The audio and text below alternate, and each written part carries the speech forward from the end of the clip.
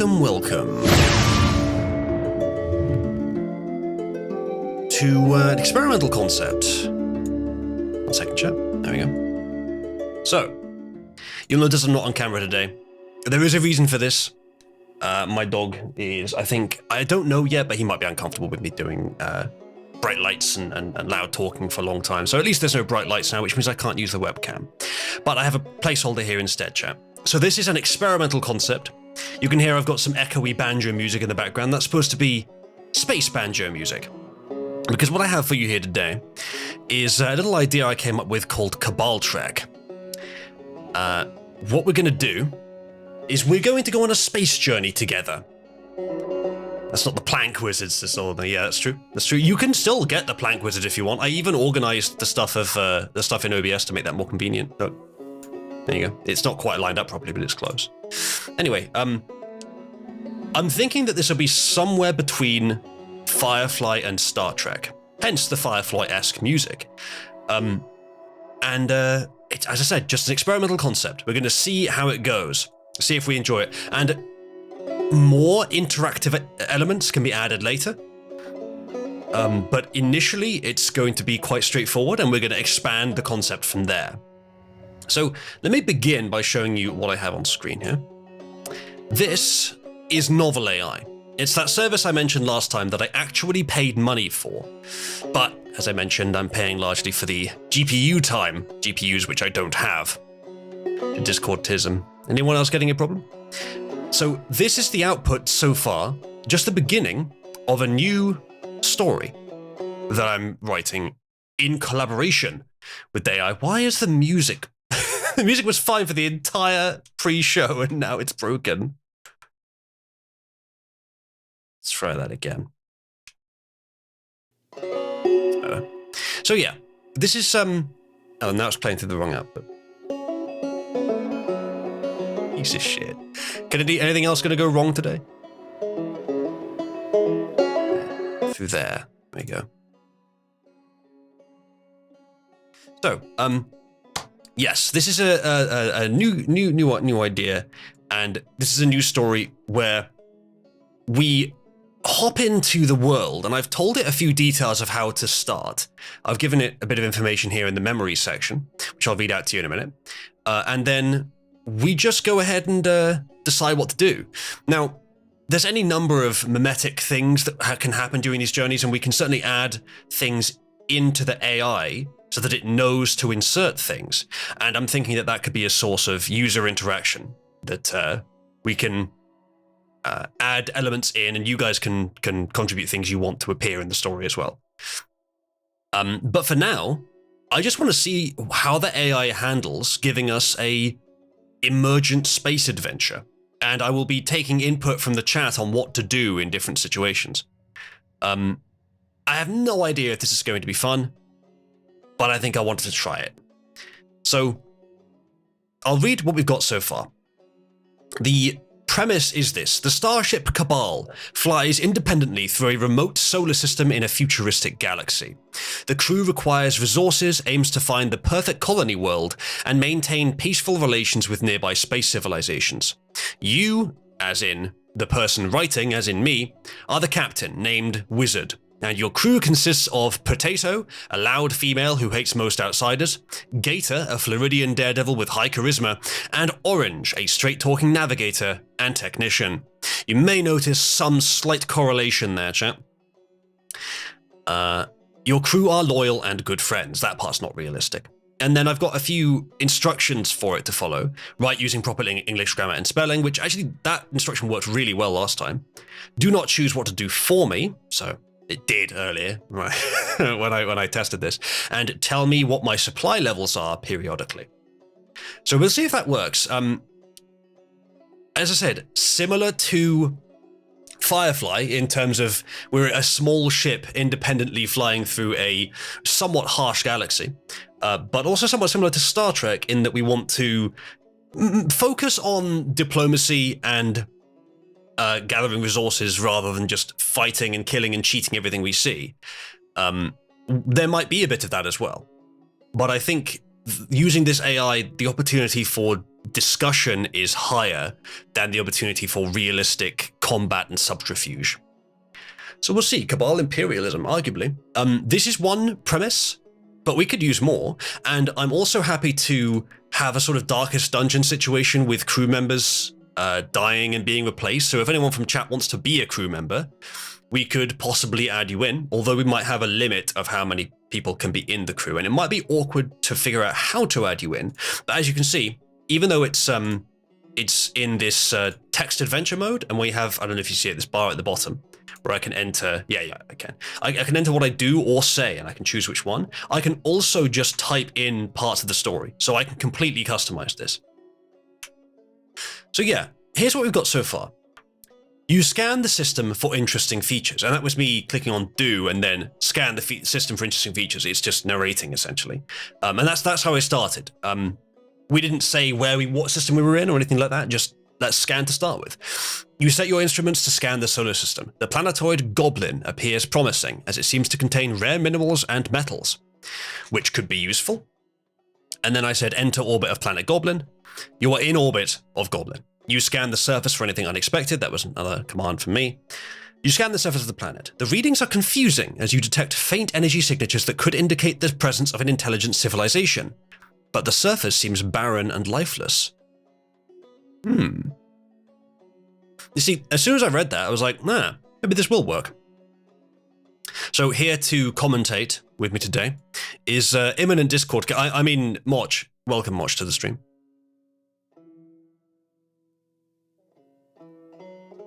And she's not there. Never mind. She is actually there. I'm sure she's just stepped away from the PC for a second.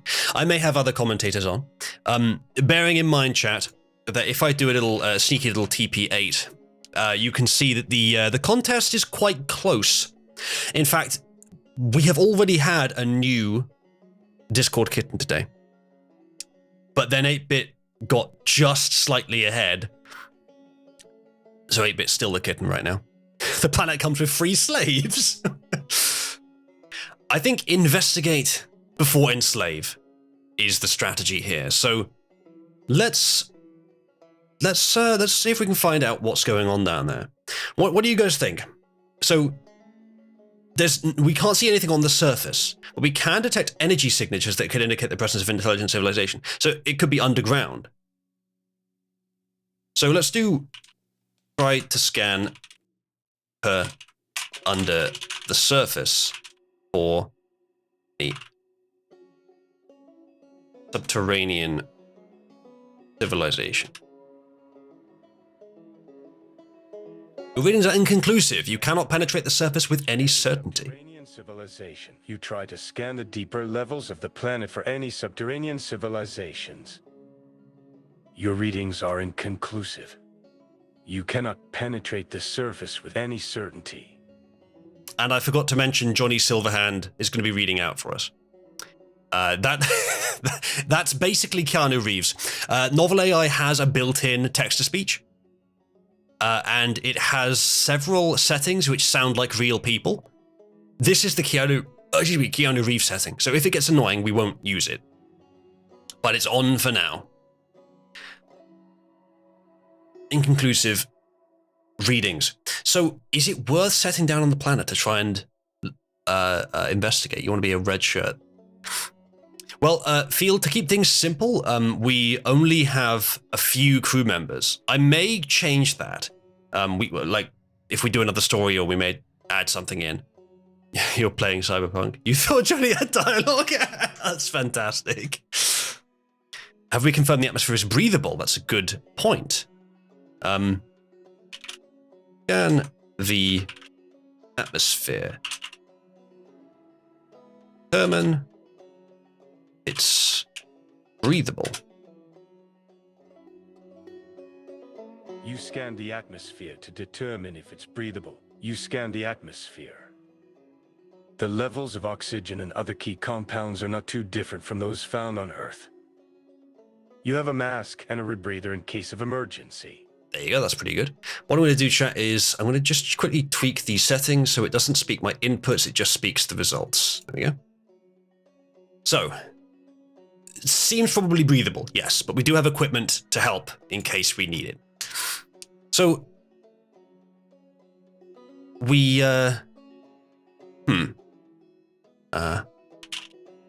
check our current mineral supply level. You check the mineral levels. They're dangerously low, as you have not been able to restock at any friendly colonies in the recent past. We kind of need to go. No, it's not on the ship. It's basically Dai, Wes, and Ginger are on the ship, but using different names. I wanted to use different names so that it's not too demeaning if anything happens to any of them, so the AI does not have control of our entire fate. Hence also Wizard being the captain. If you want to be part of the crew, you have to think of a nickname that's obviously you, but isn't your exact name. Inspector Z Dirt. We should inspect the planet, see if there's any more hazards. Check if there are any other hazards on the surface, like radiation. You scan the atmosphere for radiation. The levels are negligible, indicating that the planet is safe for humans to inhabit. All right. I'm going to speed up the text-to-speech a bit. Hopefully it doesn't break anything if I do this. Let's do 1.15. Okay, so the planet, we can go down there. Now, I haven't defined what our technology level is. I haven't defined whether we have transporters, but I'm thinking probably not. I'm thinking shuttles, more like the Orville. Map out the energy signatures sorting by the strongest to weakest signal strength. Yeah, we could investigate where the strongest signal is coming from. Check where the strongest. Let's be clear. What did it say? Energy signatures. Check where the strongest energy signatures are coming from. You check where the energy signatures are coming from. The readings show that the strongest ones are coming from the very core of the planet. There must be a massive source of energy down there. Goddamn. The core? This is a very strange planet. This reminds me of the demon planet from Voyager, where they thought, there's deuterium down there, or dilithium, or whatever it was. But they get down there and it's not what you expected. It is dilithium, whatever it was, but it's not what you expected. You can't just take it. Do you mean that the crew is confined to those named with focus on the bridge? Field, as far as I've defined it right now, this is a more sort of a Firefly-sized ship, but with more sort of Star Trek feel to the galaxy. Well, I don't know, it depends. Somewhere between the two, but it is a small crew currently. It's just 4. If we have any more than that, then, well, I'm not sure. Maybe it would be okay for us to describe things generally. We'll see. But for now, it's just 4. As I said, this is an experimental concept. We might change the premise entirely partway through the story, possibly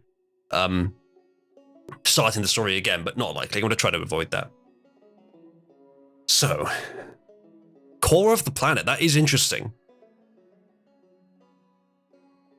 In which case, it's not that likely that the surface is dangerous. We could go and have a look.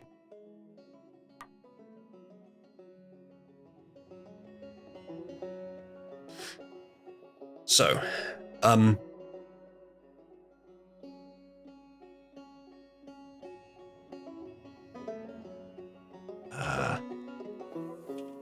send Kato and in a shuttle to survey the surface for minerals. You sent Potato and Gator in a shuttle to survey the planet's surface for minerals. The shuttle's scanners indicate that the surface contains a mix of rare metals, gems, and precious stones. Okay.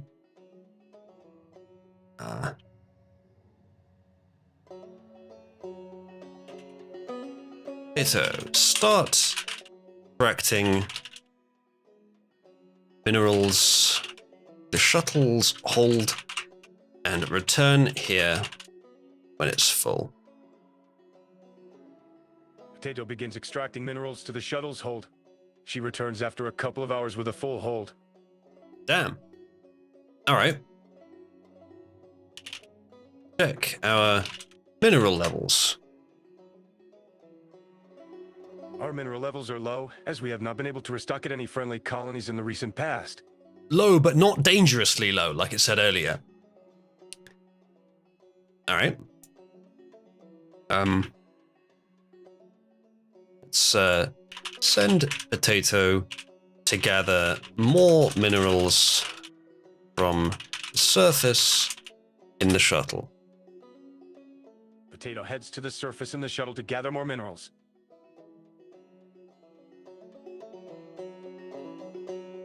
Okay. Scan the rest of the system. You continue your scans of the solar system. As you explore further, you come across an inhabited planet called Monkey. Inhabited, you say? Interesting. Are we stealing their minerals?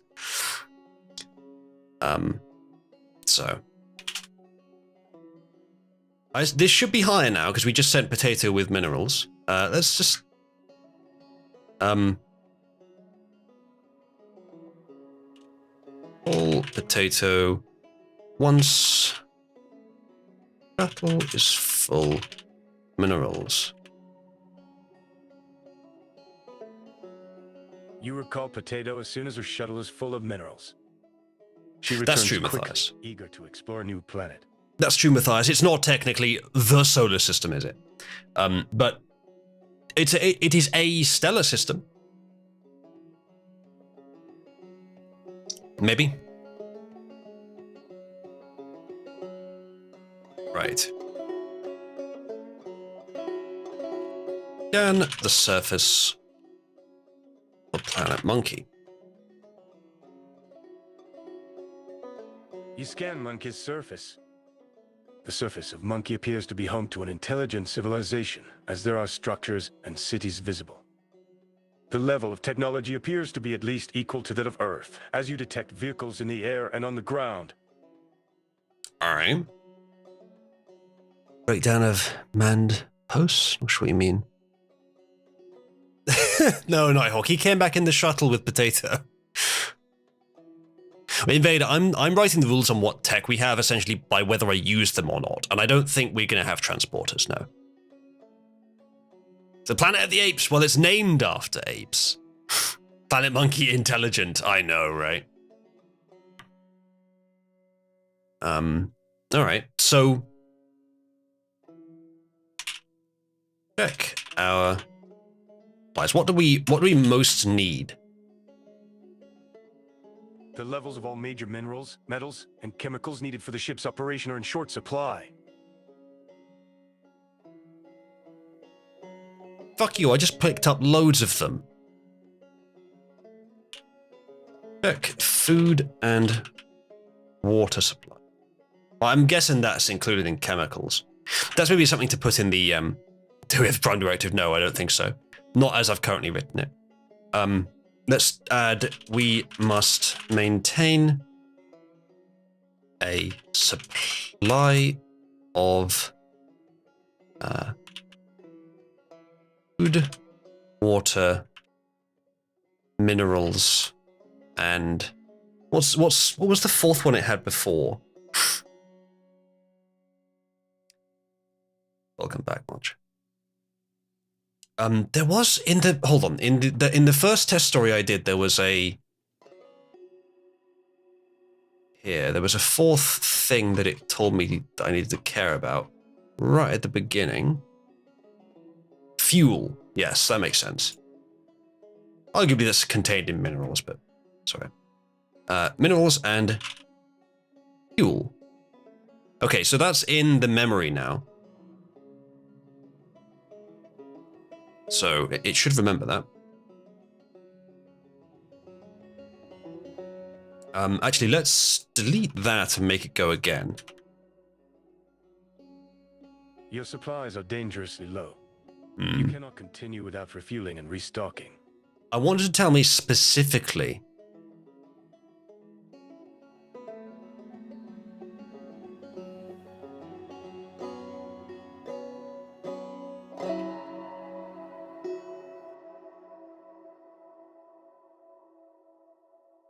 TTS is mono audio. That's interesting. It might be this. Minerals for all kinds of things, Keith. You know what I have noticed is... oh, I know why. Right, I wanted to output more text with each thing, so you can actually customize that here.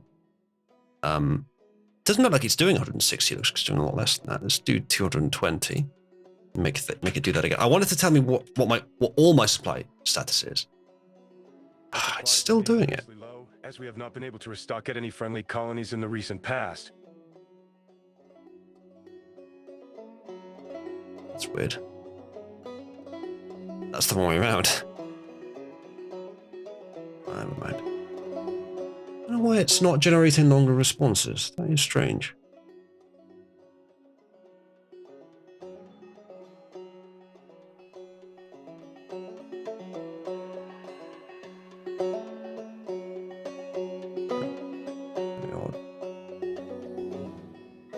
Put that to the maximum. Does it actually work?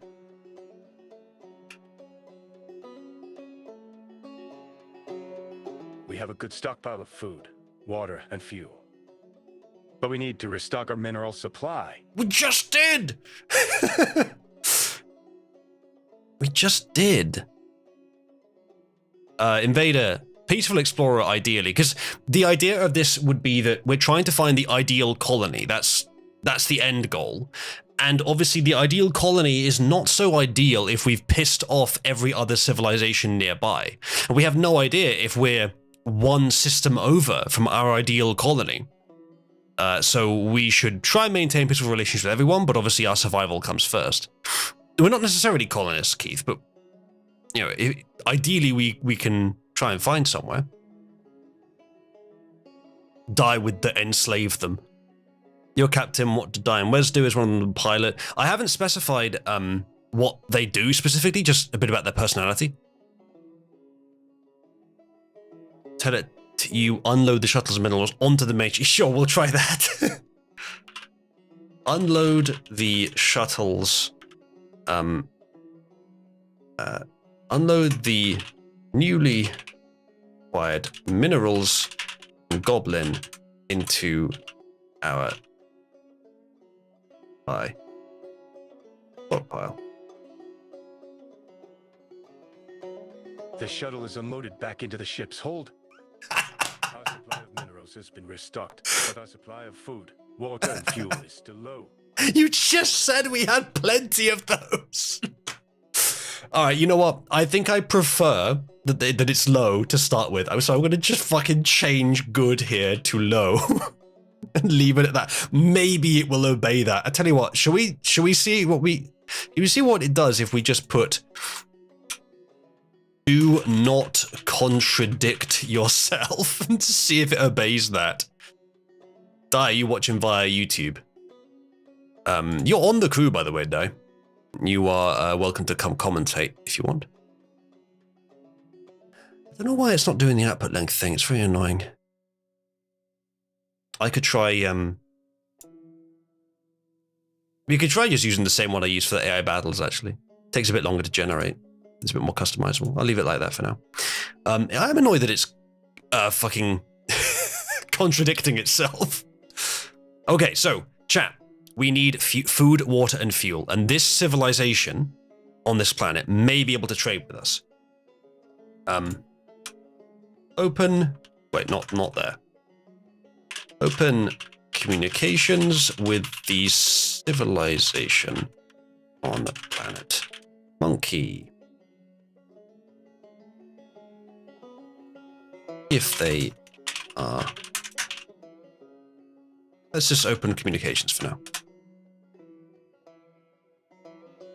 You tried to open communications with the civilization on Monkey. The first signal you broadcast is intercepted, but no response is forthcoming. You're right, chat. It is mono. Like, I've got one earbud in, so I can't exactly tell. Hello, Di. Speaking of Hello. good audio. Oh, what does that mean? What do you mean, you audio? No. You're fine, Di. Just you. There was a big pop just as you joined. Oh, sorry.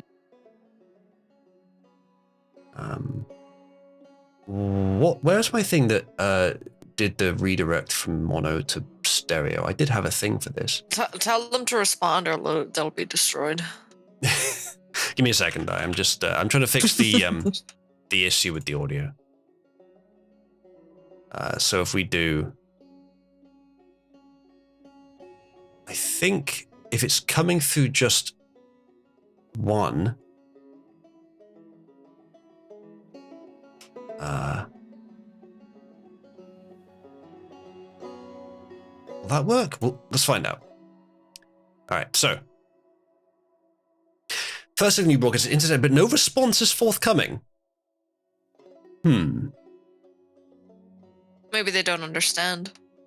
It's possible. You should scan for like languages and stuff. Maybe we might have one on file. Yeah. Check for any record of this colony in our ship's database. You have disconnected from the AI. That does happen sometimes. Oh no, we're back. Check our ship's database. Oh. Ship's database for record of this colony. You find no mention of this planet, which seems odd, as the ship contains a complete galactic map. Ghost civilization. One that's on par with Earth, apparently, too. Yeah. Maybe it's fake. Well, bomb probably it. See if they react. If they do, then well, we'll know that we were wrong. Yeah, we'll know for certain, you know?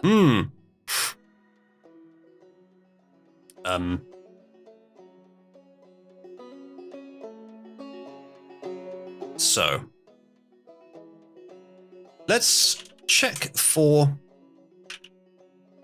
satellites in orbit.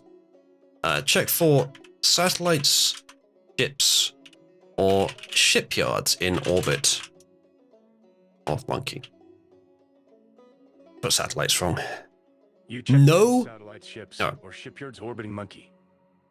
You detect no spacecraft or orbital installations, although the presence of a civilization suggests that there must be some nearby.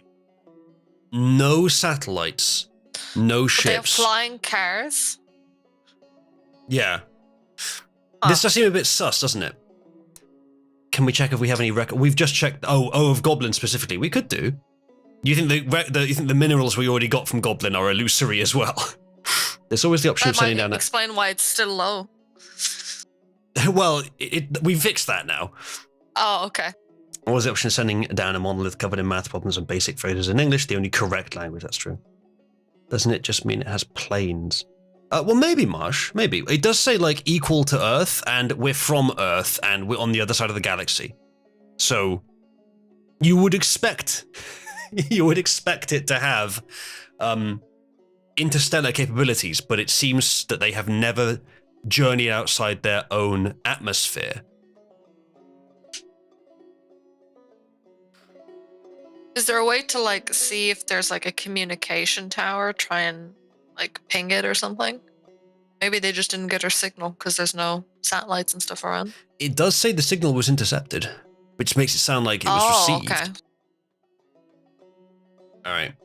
Di, since you're so gung-ho, send Tato down atmosphere. Did your sacrifice? What if they're just fucking cannibalistic monsters, though? This is basically Darkest Dungeon in space, Di, so if you die... Oh, great. So be it. We'll just get another crew member from chat. Wow. Why not sacrifice Wes? He hasn't done shit. You know what? I at least got the minerals. You know what? Well, Wes was with you on the first run. Send Gator down to the atmosphere in a shuttle to investigate this civilization.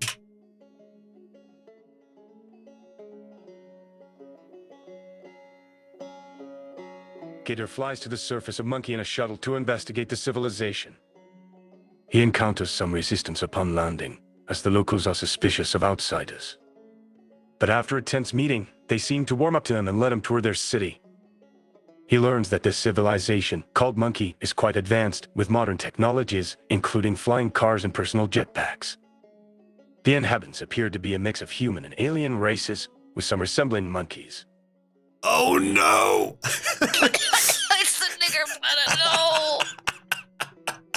We should have gotten that by the name itself. To be fair, is this Wakanda? It might be. It does say humans though, so I guess not. Personal jetpacks. Humans and aliens. I'm not sure if they're. I'm not sure if they're advanced necessarily. So the planet, like the civilization exists. It's not illusory. So it seems more likely that they were just ignoring us initially, and then when like maybe they have never left their planet. I mean, he could ask them. Yeah. Ask Gator to ask them why they have no satellites or other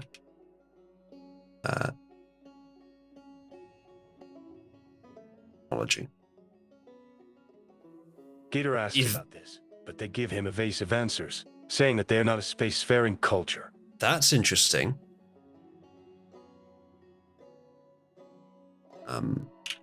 Ask I wonder Gator. if they know anything about the other planet.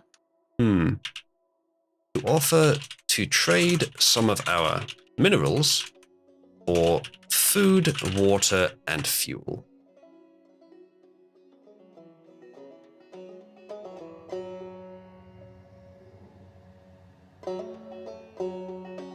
So it's a monkey planet, highly advanced, but never went to space.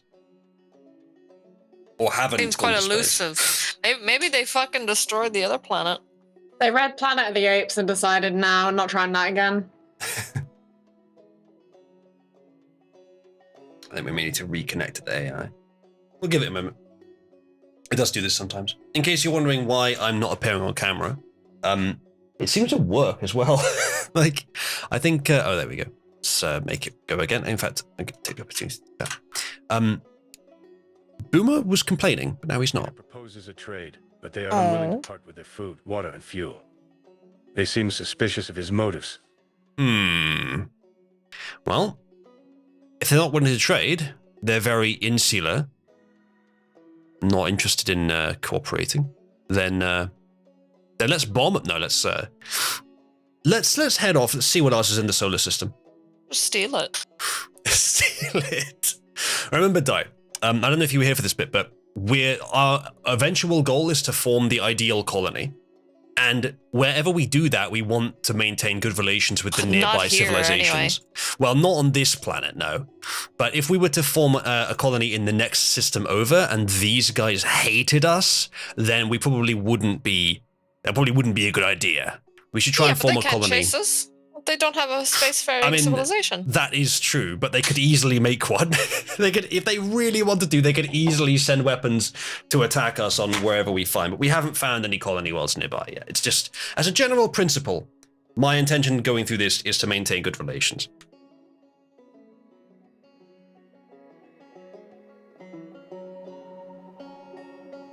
Besides, I think the AI will operate a bit better with diplomacy than with massive destruction and subterfuge. I mean, you don't know until you try. True, we may need to later. I'm not against it. I'm just not eager to leap at doing so. So, let's, for now, recall Gator to the ship, and then we'll continue investigating the small samples of technology. He returns with some small samples of technology from Monkey, but not enough to be of much use to us. Well, that's interesting. I wonder if he stole them. We'll continue exploring the solar system. Continue exploring this I'm sorry, Matthias. I'm gonna put Matthias. I'm gonna put solar system because it understands that, even though it's not technically correct.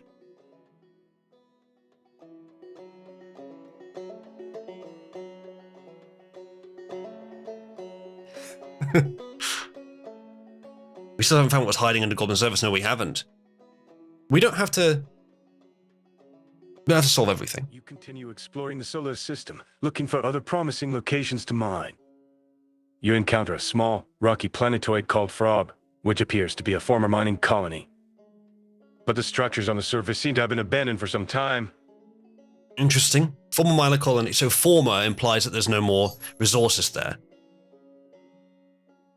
Scan it for any life signs, I guess. Can do, yeah. Scan the surface for life signs. Because if there's any vegetation down there, that would be very useful. No life signs. Surface of Frog. The readings indicate that there are no life signs present on the surface. But you detect some faint energy signatures that could indicate the presence of intelligent beings. Now, this is starting to sound a bit like Goblin. What if they're all like underground, biding their time to attack the monkeys? Goblinistic? I think Invader just said something, but I couldn't hear you, Invader. Scan the atmosphere to determine if it's breathable and safe for. I spelled atmosphere wrong. Oh, good, Invader. You scan the atmosphere to determine if it's breathable and safe for humans. The level of oxygen and other key compounds are not too different from those on Earth, with some variations due to the different makeup of the planet. There is a faint trace of a potentially harmful element, but it seems to be of little concern.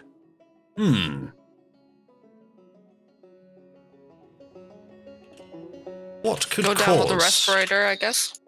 potentially harmful element to be present on the surface? We'll do that as a say.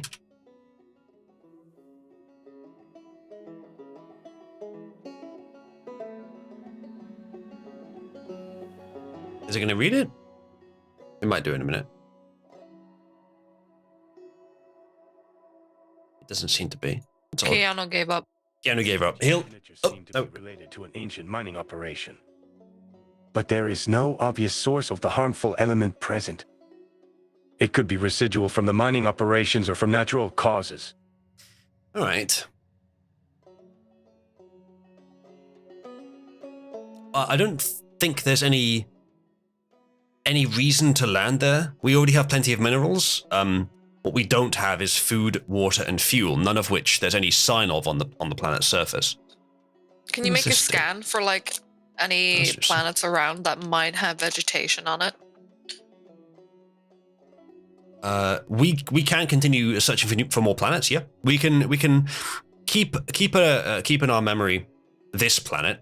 Speaking of which, by the way, the AI has a limited memory and it's already half full. So once that gets full, I think it's going to start forgetting things that we did in the past. So we'll have to remind it potentially of things that have happened in the past. We could add that there's a special feature in this called Lore Book. We could add them to that, and what that does is it brings things up into the prompt if there are certain keywords present. You could add that. I'll leave it for now, though. There could be food if it's detecting life on the planet. Well, faint signals that could indicate the presence of intelligent beings. So maybe like a radio transmitter in the old mine or something. That's not necessarily indicative of food, water, or fuel.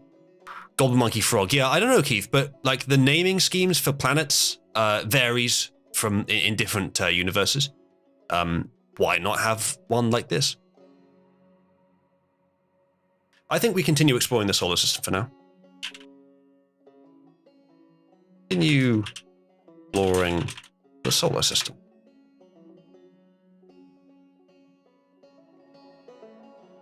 You continue your exploration of the solar system. As you scan deeper, you detect a faint energy signature in a nearby asteroid belt. The signature seems to be a signature of a starship. It could be a friend or a foe. What do we do, chat? Scan the starship to determine its combat abilities. Whilst keeping our distance. We had the same idea, Invader. We'll heal them after this field. Attack, says Matthias. Scan for any domestic wildlife. I did scan for life signs. It didn't detect any. Could be food if it's the same. Yeah, we had that one already. Eat the coal, it's fuel. Thanks, Lighthouse. It's very useful. Give it a second, chat. The AI is thinking.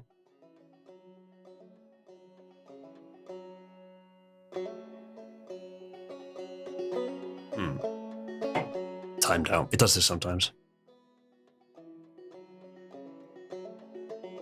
You scan the starship. It appears to be a heavily armored mining ship with powerful lasers and missile launchers. It has no visible energy shield, which makes it vulnerable to missiles and other long-range weapons. That's interesting. I never told the AI what kind of ship ours is.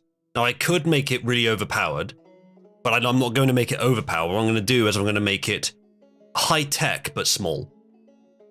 Which gives us a more interesting dynamic, I think.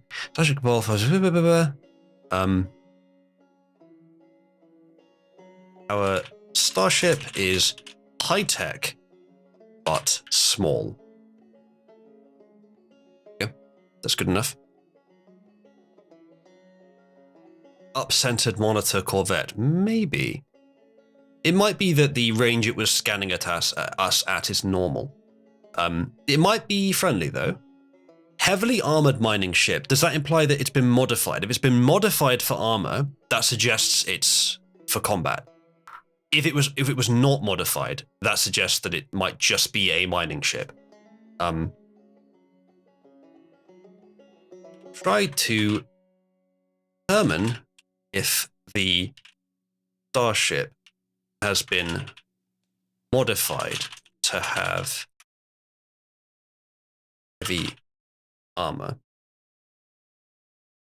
or if it was originally built that way.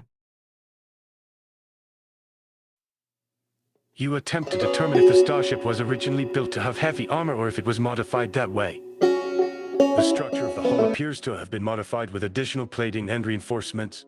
Right, that's a bit more dangerous there. That's a bit more concerning. If they've actually increased its armor, and they're in an asteroid field, they might be pirates, chat. It might be that we got lucky that we have good enough scanners to detect them.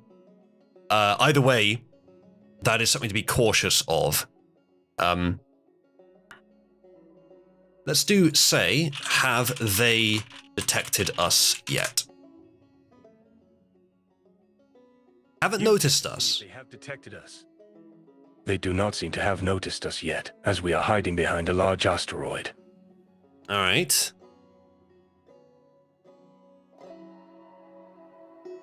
So, chat, what do you think? Space pirates sacked the mining colony. I think the ruins or the mine on Frog was. I got the impression it was too old. It's not something that just happened. I think it's more likely they're a pirate ship, but then it's odd that they're in here while that civilization is there. But then I guess they would be, because the civilization is not going to patrol its own space, is it? It's not spacefaring. Radio shields opening hailing frequency. Maybe.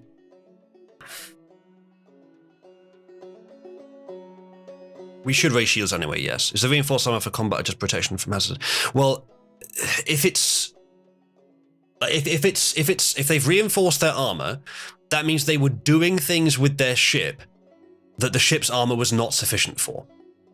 Now, if it's just miners, I doubt they needed the heavier armor. But if it's a retrofit mining ship made for piracy, they probably do. So I'm thinking it is.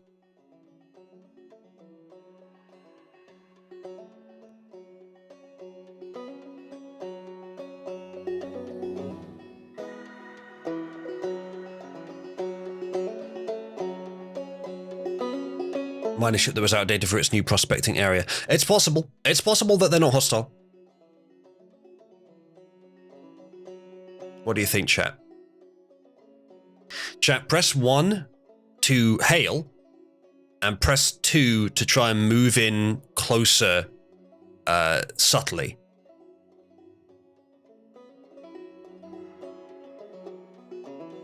If they are hostile, I think maybe alerting them to our presence might not be the best course of action until we know more. Matthias makes a good point. They have powerful lasers and missile launchers. I don't know if maybe you would use missile launchers for space mining. Probably not. One with guns ready. If they have that, yeah, probably is. Hey, you should send me down to a planet with a shuttle, so when you're destroyed, at least I'll survive. I need you at tactical die. God damn it. Fine. Let's do, would Welcome they back, bud. pose any threat to us in battle? The ship appears to be unshielded, which would make it vulnerable to our lasers and missiles. But their armor and laser cannon may provide some protection. So, not a very good assessment from my crew. I kind of already knew that.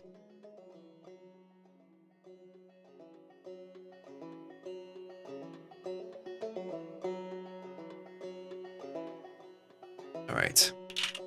Can you scan the ship, or is that like what it's done? It's only given. We have already, yeah.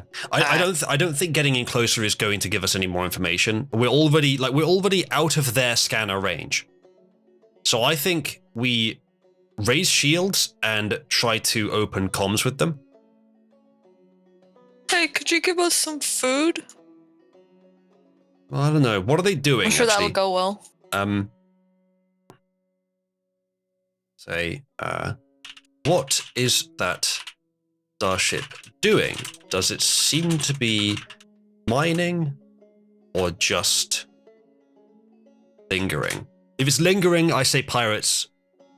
They appear to be scanning Permanently. the asteroid belt for minerals, but they are not mining. Okay, that's interesting. Well, that's halfway between the two. Might be looking for a place to set up some weaponry, maybe. Well, there might be traps. Within the That's a good mines. point. I think we move on for now, but stay aware of this situation. They're scanning for minerals. Pirates could do that. If they're not actually mining, it just means they're between asteroids, but it's very possible, as you say, that they're trying to set up weapons, trying to set up traps, something like that. Knock out their propulsion system and hold them hostage. Well, we don't know we could do that easily, Matthias. We have a high-tech ship, but I assume theirs is larger. That's how I'm This is interpreting the writing. Darkest Dungeon. We could come across a Cthulhu creature if we're not careful. It just looks like a ship, you know?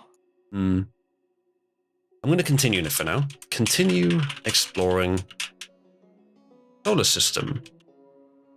Careful not to let this starship detect us. We continue our exploration of the solar system, keeping a close watch on the mining ship. We scan for potential hazards and opportunities as we travel. I actually wanted you to give me an answer, AI. One more.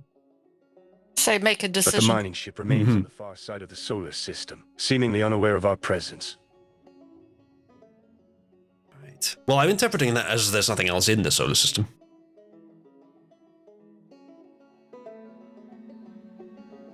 Do you think we'll survive long enough to get to another place without food? Maybe. I haven't defined how the faster than light travel works in this, if any. Scan for more planets in this system.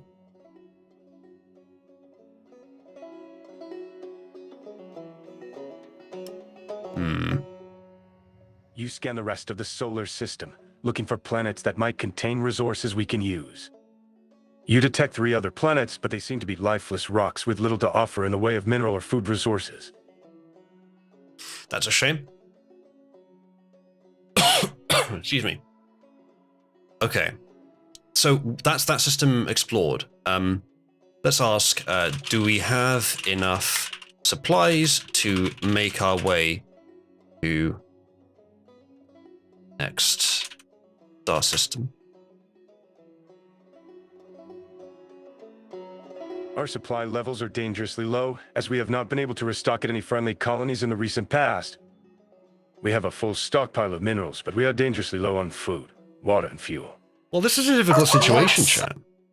Difficult situation. We have to get food, water, and fuel from somewhere in this system. But the only people that might have them are one, a likely pirate ship, but it might just be a mining ship. And two, a civilization that really refuses to give us any trade.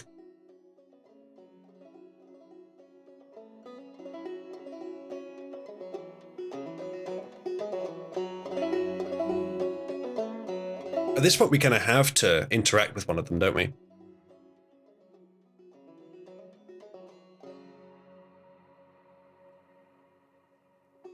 Trade the likely pirates information on the planet. I suspect they know about it. I suspect they're here because the planet does not protect their space. Then again, if they are pirates, we could offer the pirate ship a to raid the planet together. We've got plenty of minerals. I think at this point we have to interact with someone. Let's see if the mining ship is actually a mining ship, and if it is, minerals should be exactly what they're after. We can... then again, it's also their job to find it, and they're in amongst a bunch of minerals, so I don't know if it's worth it. Trade the likely pirates information, planet exchange for food. Minerals, yeah. I may do something with our hero, actually. I may say that whoever is the current our hero gets an overriding vote on what we choose to do in difficult decisions. 8-Bit, as our hero, what do you think we should do at this point? We could try and talk to the mining ship, which might be pirates. We can try to go back to the non-spacefaring advanced civilization again.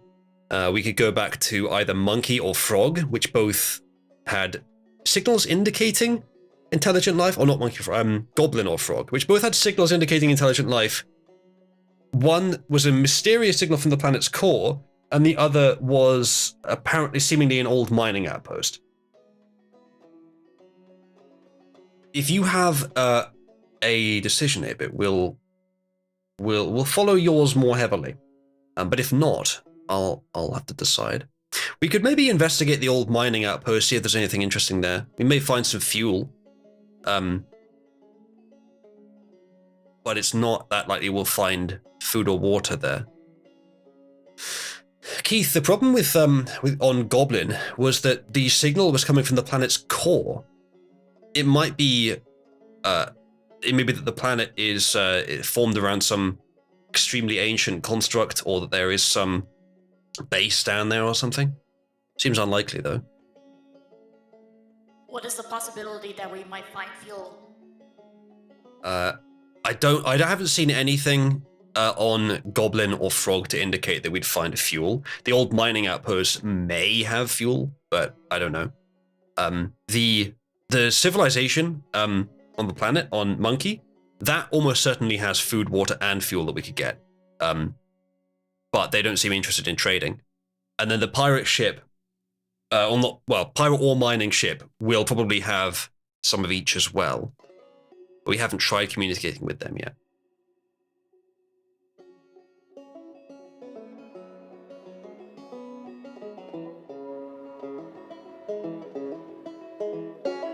I think, go on a bit. I'm sorry, go ahead.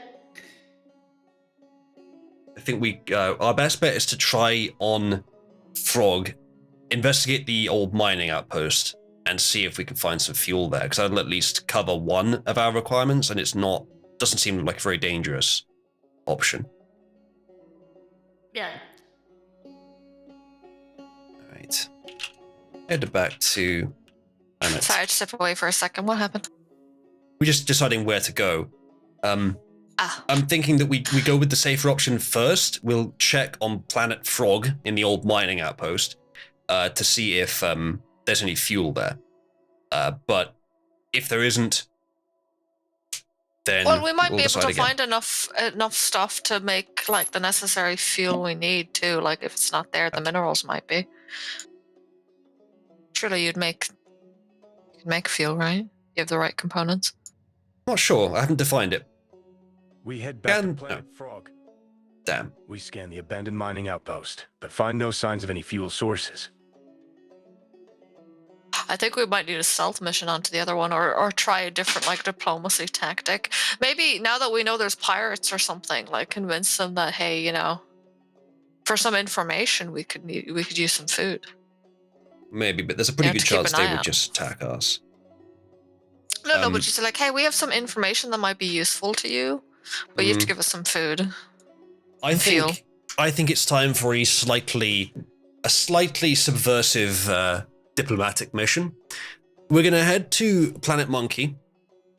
We're going to subtly land on the surface somewhere, and we're going to try to just trade as individuals rather than doing it diplomatically through proper channels.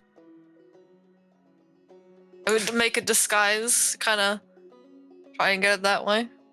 Blend in. Up in there. Back into orbit around Planet Monkey.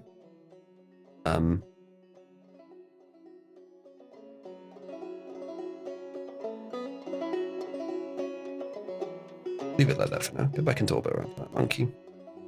We return to orbit of Monkey. All right. Send Eater and Potato on a mission to the surface.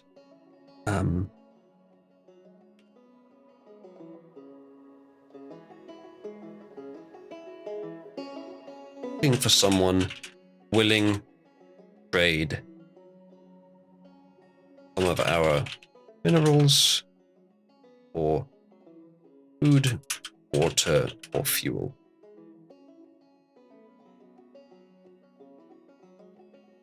You send Gator and Potato on a mission to Monkey's surface, looking for someone willing to trade minerals for food, water, or fuel. They find a small settlement in a valley where they meet a group of farmers. But the farmers do not seem to be interested in trading with outsiders. It's a shame. They're very insular culture, aren't they? Well, this is a matter of survival, dude. I think, you know, I have to do something.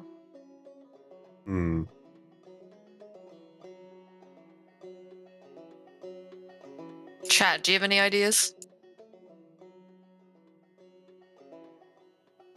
Use your winning social instincts. Persuade them. Or just charisma, Sell probably? us some food.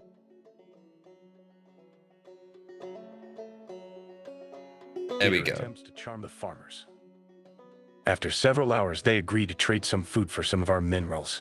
Hours? But the quantities they offer are far too small to make a significant difference in our supply levels. Damn it. Well, helps a little bit. Okay.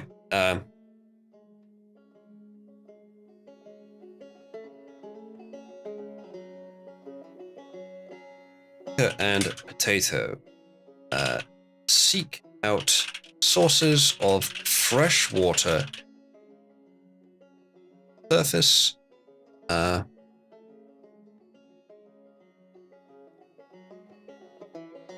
Source of natural fresh water on the surface, and gather some if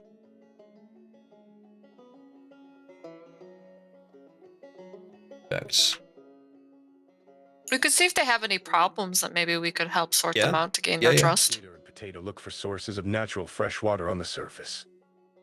They find several streams and small lakes, which they sample for purity and taste. Some of them appear to be safe enough for human consumption, but there is no guarantee of this. I'm gonna say that I'm gonna interpret that we do have some water filters on the ship. So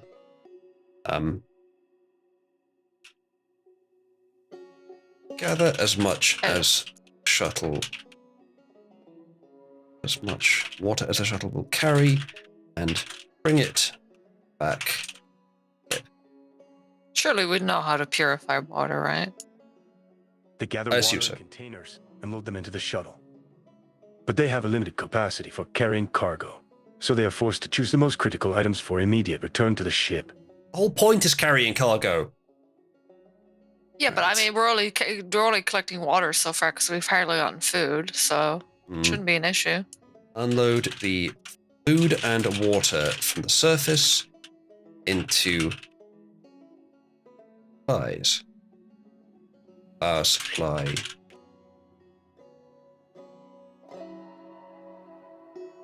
You unload the food and water into your supply stockpile.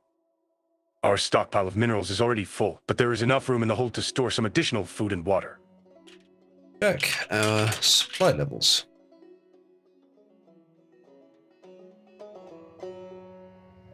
You check your supply levels. Your food, water, and fuel stockpiles are all dangerously low, as you have not been able to restock at any friendly colonies in the recent past. Yeah. You also do not have enough space to store any additional resources. Right, chat. This is one of those times. Wait. Go on, bye. So we're dangerously low on everything, but yet we have no space. I know. Okay. So, chat, I'm going to try to do this as little as possible, but occasionally the AI will make contradictory mistakes. This is one of those times. I'm going to write in the answer, because I can just edit this straight up. So, check your supply levels. You tell me if I say anything unfair here, chat. Our supply of food is low. Our supply of water is moderate. A better word for that, maybe. Our supply of minerals is good. Or fair. Sure. Our supply of fuel is dangerously low still. Okay. Does that seem good, chat? No replicator. I'm not putting replicators in this setting, Atronach. The tech is a mix of Firefly and Star Trek, and I'm going to go by feel. It will only let us use what I say I'm using. If I say we use the replicator, it'll let us, but I'm not going to do that. Same thing with transporters. I'm saying no replicators, no transporters. We use shuttles for most things, but we also have energy shields, but we also have somewhat conventional weapons like missiles and lasers, rather than like phasers and photon torpedoes. Okay, chat, is that fair for our supplies? Mm-hmm. Okay. I think it is because it makes sense for what we've just done. Yeah. Like, you know. So I've just defined that in the story. So that's a very good advantage that we have with using novel AI is I can tell it the truth and it will go with it. Chat, press 1 to airlock invader.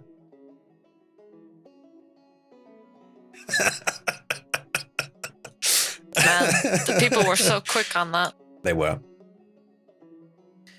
Okay. Our situation has improved. But we still need fuel. His spirit has been cast off into the abyss. Send Gator and Potato in the shuttle.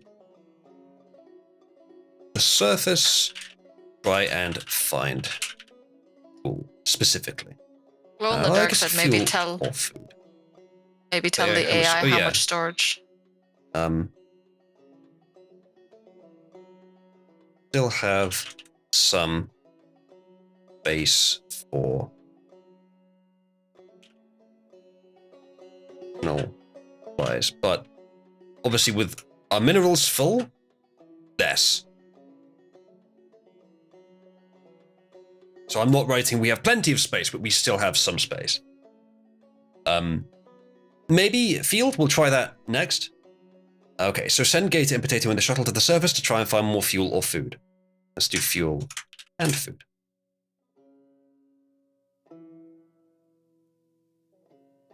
Gator and Potato return to Monkey's surface in the shuttle, looking for fuel and food. They visit some small villages in the countryside, looking for people willing to trade. They meet several families and farmers, but most of them seem unwilling to part with their supplies.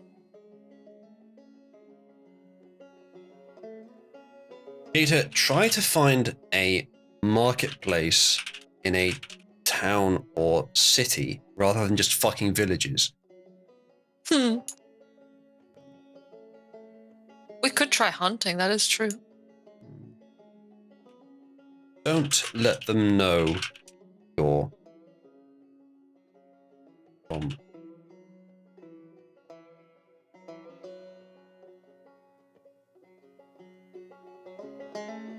Gitter and Potato head to a town or city looking for a marketplace. They find one in a small urban area. There they meet several vendors and merchants, but most of them seem unwilling to part with their stock in trade. What's What? the point of them then? Can we like ask why people are so reluctant, other than like outsiders? Because it just seems like they're holding But on to stuff for a why reason. are the merchants unwilling to sell you their stock?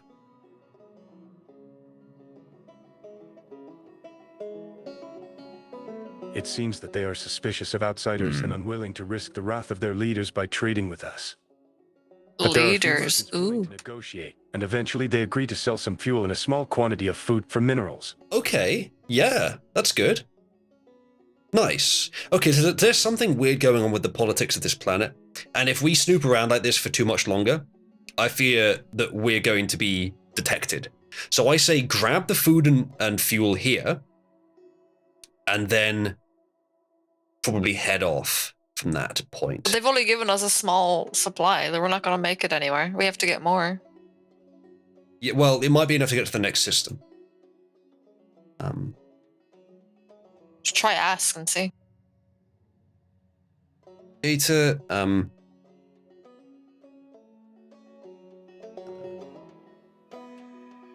trade for food and fuel. Terminals for food and fuel, and then return it.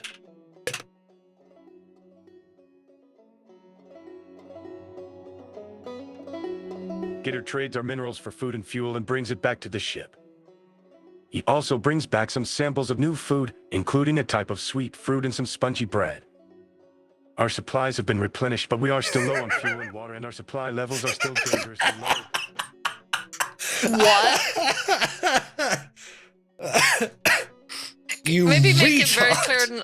Maybe make it very clear to stop That's gone. contradicting yourself. It's literally a instruction. Do not contradict yourself. I'm becoming less afraid of the rise of the machines the longer this stream goes on. Okay. Get a trade minerals for food and fuel and brings it back to the ship. He also brings back some samples. That's good. Okay. Unload the and fuel into our stockpiles and check their levels.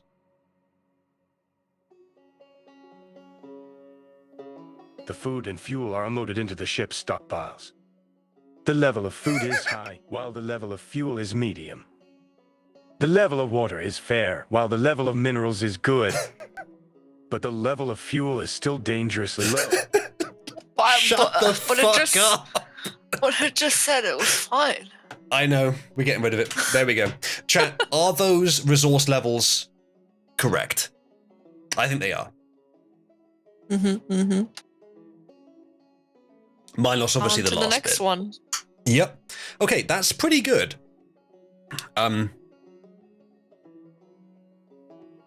We have enough fuel to make it to the next star system. We do not have enough fuel to make it to the next star system, but there are no nearby planets or colonies we can visit for refueling. Keanu Reeves sounds angry. It actually spelled refueling wrong, it looks like. It has two L's. Alright. But we have fair fuel, but we had like okay fuel, I thought. Now, fuel supply is medium. Maybe that isn't Okay, enough maybe to it's go to a maybe it another is system. far away. Yeah. We need more not have fuel. enough We fuel. we're fine on everything but fuel. It seems like we need to keep trading for more fuel. We have more minerals. We'll just find more traders Fuck it, willing. charge the pirate ships, as Matthias. The more we go down to that planet, the more we risk their leadership, trying to do something to us. I know, but we're so close. I think we should do it. There's no other option. All right. We haven't left, right? Have we? Or did we go back up to the ship? You and Wares are back on the ship. Oh, okay. Eater and Potato. Try to trade for some more fuel. Surface.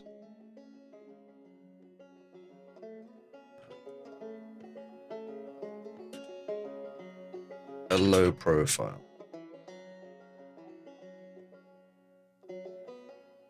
Gator and Potato attempt to trade for some fuel on the surface, but their negotiations seem to go nowhere. We are forced to make a decision.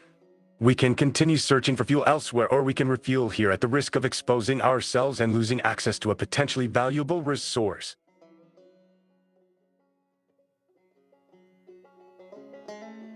Okay, I'm not sure that it realizes that, but that is actually kind of accurate.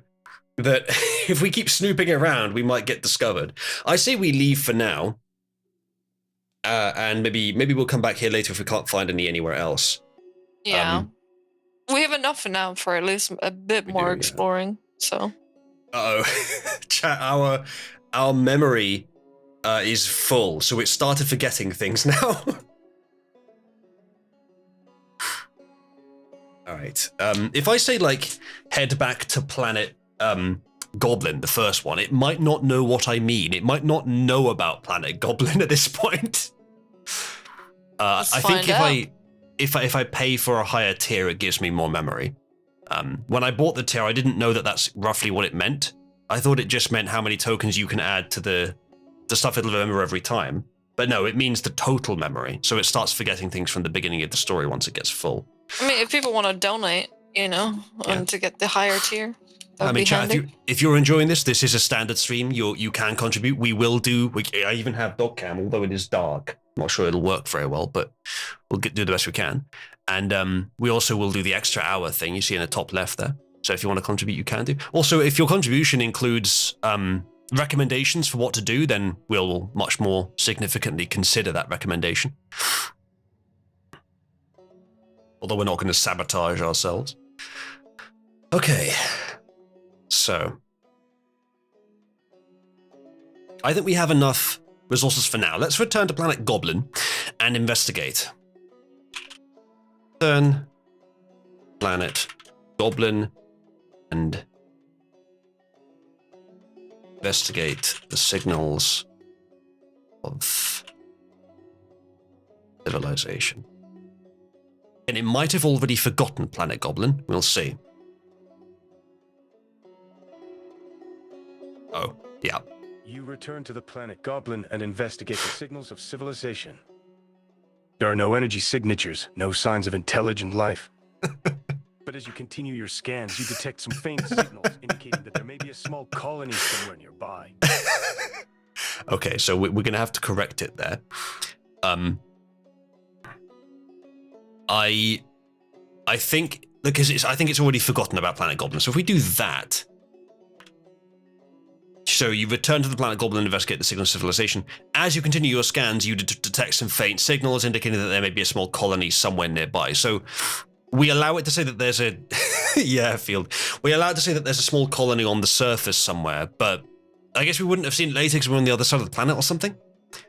But we could roll with that. Hello, Wes. You've missed some cool stuff, Wes, and you're in this one. All right. Investigate the colony from orbit. You made the locals dislike us, Wes.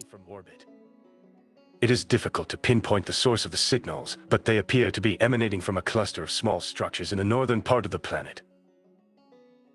All right, thanks, Keanu. Time to scan the northern part of the planet, I guess. I guess so.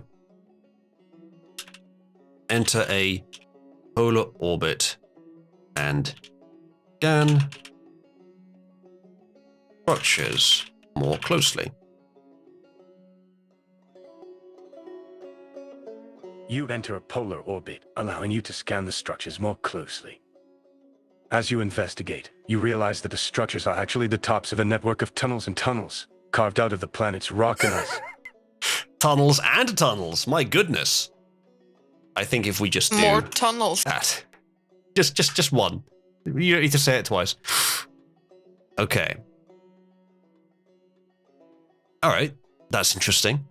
Scan for life signs around the structures. You scan for life signs around the structures. The life signs are faint, but you detect some humanoid life forms. It appears that this colony is operating in a highly secretive manner.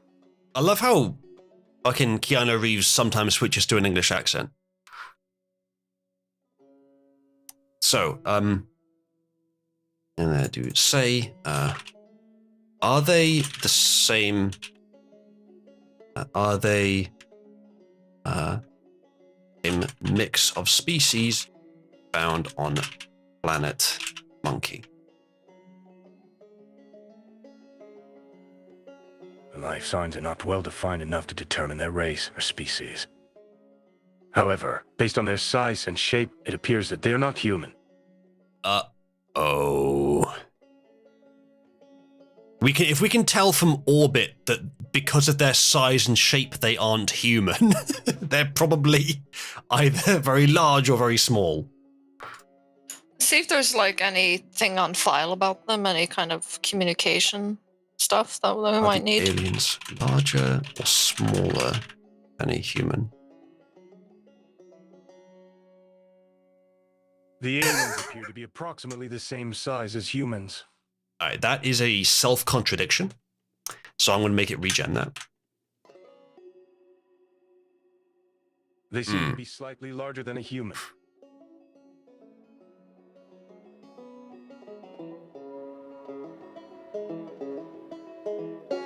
So, potentially physically dangerous. We could go and try and investigate.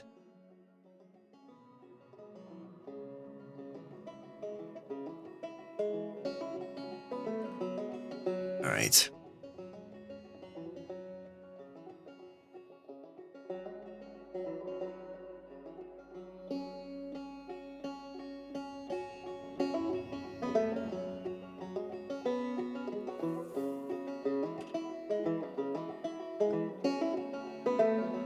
Yeah, I'm sending Gator and Potato again, but I think it makes sense. The diplomat and the enforcer. Scan the area for EM reading signs of tech. We did already a couple minutes ago. We know that they do have some tech. And Potato, take a shuttle and investigate the structures from a distance. Try to determine their technology level.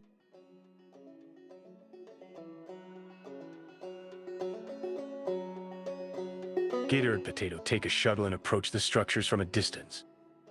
As they get closer, they realize that the structures are not man-made, but seem to be natural formations, formed by geological processes over thousands of years.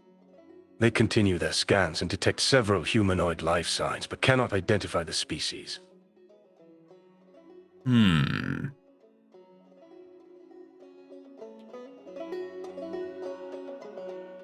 Look, if they're not human, I say we steal everything they have. If they don't have ships, then I don't think it matters. I wonder if these guys may be related to the ship we found in the asteroid belt.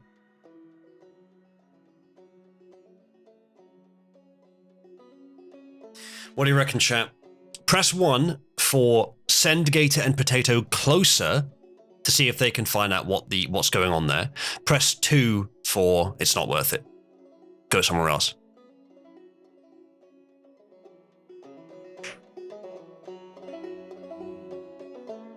Dude, they're hoping we get fucking eviscerated here.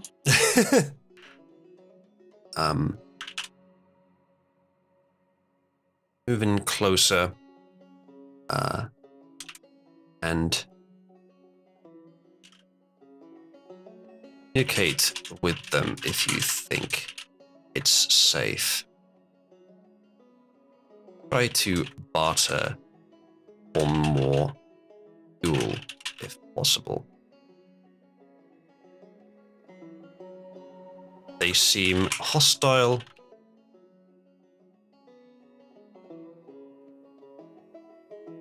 The shuttle and leave.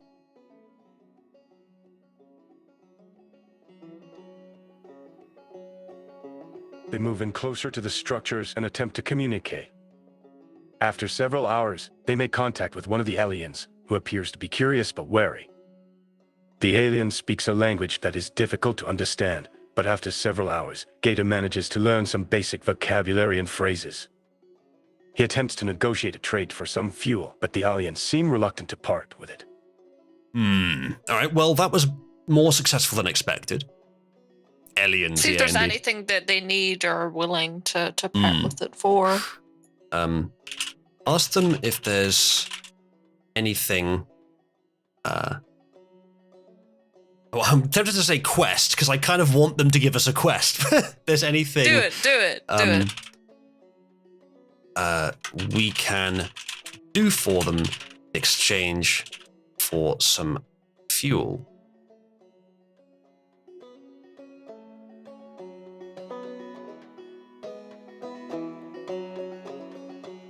Gator attempts to persuade the aliens to trade some fuel in exchange for other items or services. The aliens do not respond well to this, but eventually they seem to warm up to Gator and begin to trust him. They show him a few of their cultural artifacts and tell him about their history and beliefs. Learning the culture of other alien civilizations so that you can destroy them more effectively. There you go, Wes. Yeah, but that's not fuel, though. True. Hey, can we do any quests for you for some fuel? I'm not sure about you, but I trust you. Here, come have a look at our statues. Not even that. They disliked it, but eventually, started trusting us. Well, when we that's asked exactly them. what I just said. Yeah. Hey, can we do a quest for you in exchange for some fuel? I'm not sure about you, but I trust you. Here's some of our cultural artifacts. Just okay. Doesn't really answer the question.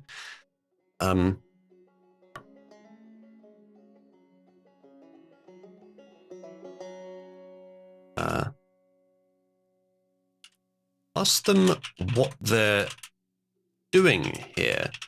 What are those tunnels? I'll just say, what are they doing here? Because you might know by now. They're doing here. What are those tunnels?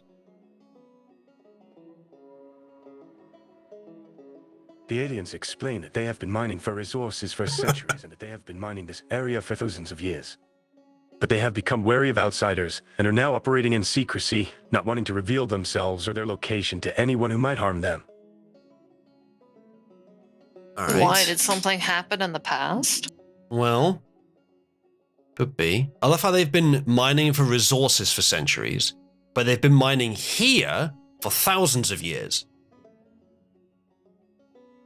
What were they doing before centuries ago? What were they mining here for? Rock and stone may be so invaded. Unfortunately, they're larger than humans, so it doesn't really work. Everything in this system seems to be like, nah, we're staying away from each other, Yeah, It's no one's like, very friendly, why? are they?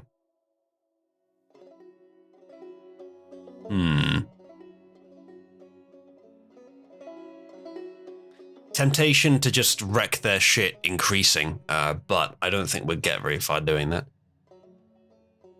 Wes, how do you feel about stealing some cultural artifacts to sell? I think we're getting somewhere with these, though. I would sooner bomb the other place because they actually had structures.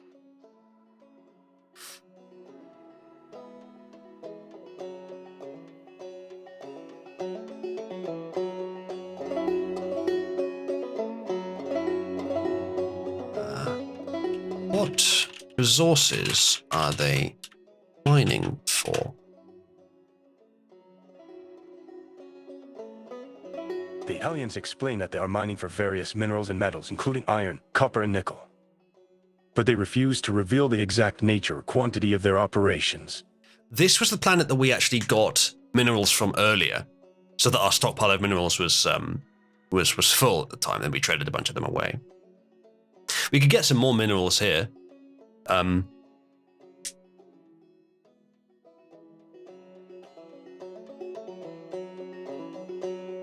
Offer more of minerals. Change for more of the minerals they want in exchange for fuel.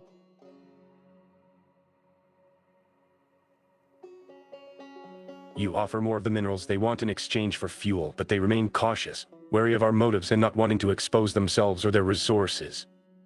We They could remain just tell them suspicious that we of our want to technology, leave. And Gator does not want to reveal any information about the Cabal that might give us away. Good idea, Dai. Tell them that we only need the fuel so we can leave this star system. What they want.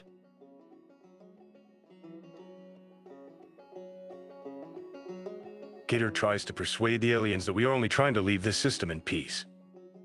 The aliens seem skeptical at first, but Gator convinces them that our only motive is to get away and never return.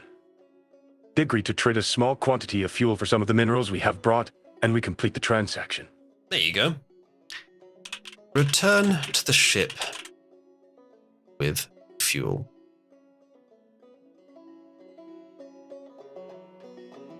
Gator and Potato return to the ship with the fuel. We store in the shuttle and return to orbit. All right. Unload the fuel. Which hasn't done shit. Pulse and check their levels. It's true. I mean, he's been the tech on the ship. We unload the fuel into our stockpiles, checking their levels as we do so. Our fuel levels are now dangerously low. We Oh cannot my risk God. traveling to any of the systems until we replenish them. It loves dangerously low. We need to change that. I'm going to. So this has been the one thing, Wes and others that have arrived since we did this, that it's been consistently incorrect on, and I am willing to correct it if it's just wrong. Is the supply levels, and that's actually important. So I'm going to have it regenerate that. We are running low on food, but our supply of minerals is still high. Oh, that's wrong. While our fuel is low. Oh my God. Our That's wrong. is also running low, but we have a fair stockpile of fuel and minerals. It's wrong. I'm going to go find the last place we checked our stockpiles, and then just copy and adapt that. There we go. Okay, so the level of food is high, level of fuel, let's say it's now high, water fair, minerals low. Does that seem fair, chat? We just traded some minerals for some fuel. So food high, Would it be fuel low high, or minerals? water fair, minerals low. Minerals were medium just now.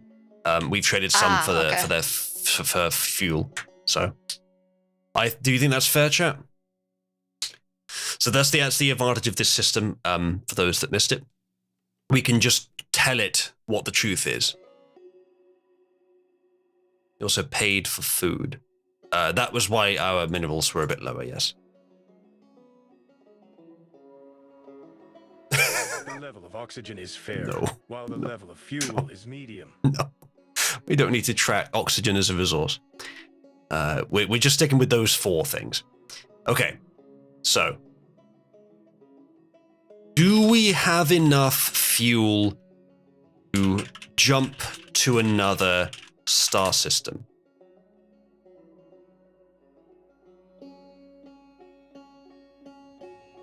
There we go. We have enough fuel to make a single jump to another star system. Finally. But we have to refuel before making further jumps. All right, good. Chat, press 1 to jump to another star system. Press 2 to continue exploring here.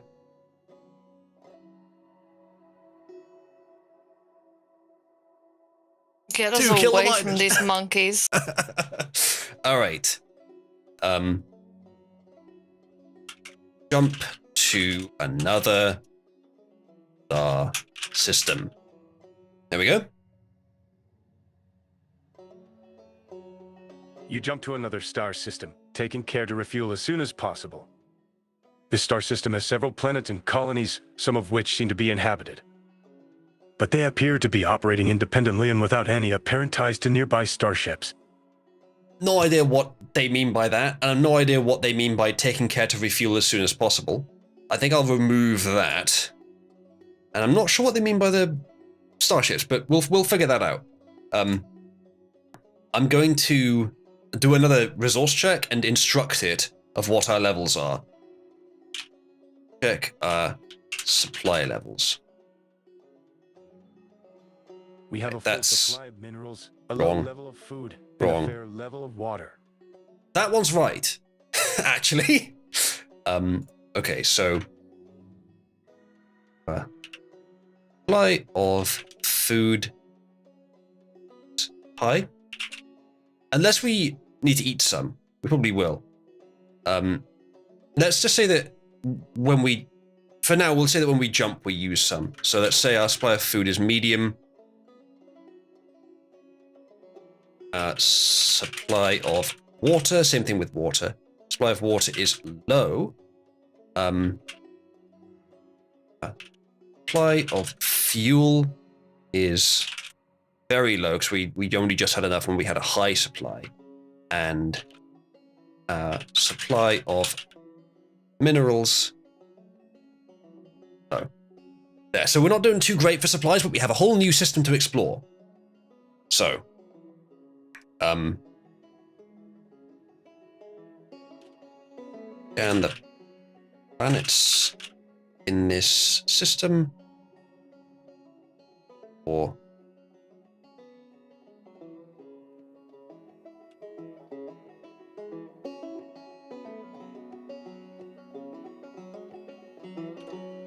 try this. Scan the planets in the system and list them.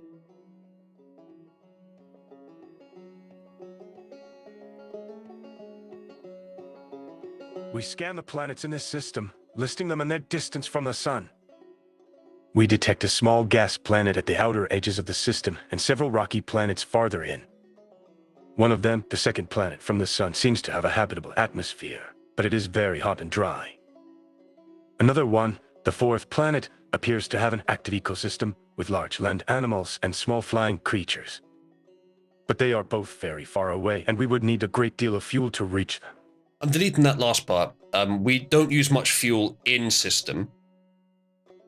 And we're already in the system.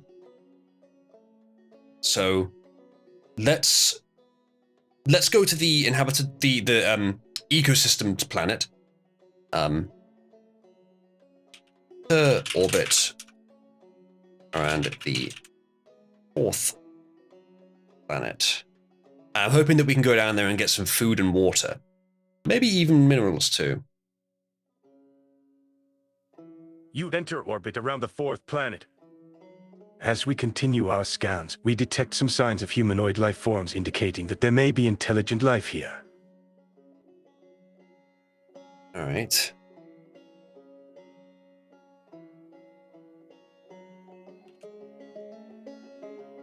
What technology level is the humanoid life on this planet?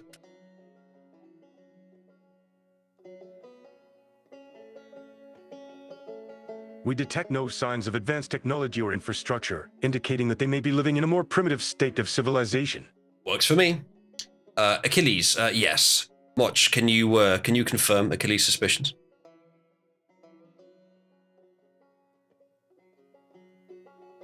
I can neither confirm nor deny that I am beating him with a rusty bat in I can ran out of stuff for this metaphor. Well, it's why I had that cut on my face. Oh yeah. So chat, the last couple of streams I had to cut short and call off because Boomer was squeaking. I don't know why. Maybe he was in pain because for those that don't know, he's very unwell. But I don't know if that is the reason. Especially because painkillers didn't seem to make a difference to it. Today, I'm working on the theory that he just doesn't want to be bothered while he's trying to sleep. So I have turned the lights off in here, which means I can't have the camera on. And he's settled, he's fine. So I think this is the solution. So we have the placeholder here instead. I hope that's okay, chat. You know what we could do, actually? Rather than using the Petition placeholder... for the plank, chat. Oh, I'm here twice. There we go. So, yeah, that should work. Wes, if you want to join and commentate, you're welcome to. Just hop in and then ping me. Chat, pretend you believe the story. We can call the cops later. Oh no. Seeing how it always looks like a corpse is beating him, technically damaging a corpse. Well, surely that would be the lesser crime. Right. What did this start? Thanks, Invader. The invader gets it. Mm-hmm. And who says I wanted it to stop?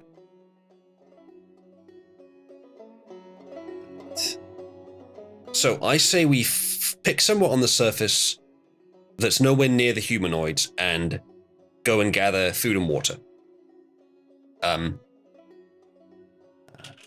Does the surface have a breathable atmosphere?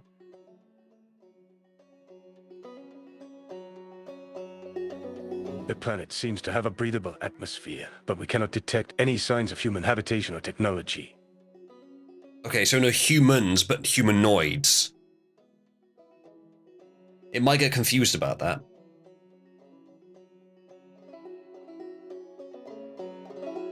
Okay. I say we land the ship, which I'm also saying is much easier with this than in a Star Trek setting. So, Orange, finally he gets something to do. Find an area of the planet which is... But I forgot Orange existed. That's in the memory, so it remembers that constantly. Orange, find an area of the planet which is distant from humanoid inhabitants.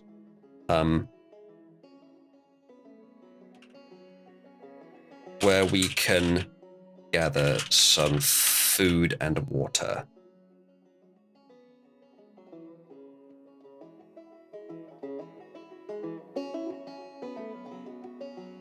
Orange attempts to find an area of the planet that is distant from the humanoid inhabitants, but still suitable for food and water collection. After a few hours of scanning, he locates a valley on the eastern side of the planet. It seems to be relatively untouched, with no signs of humanoid life forms anywhere nearby. That's not exactly what I said, Field.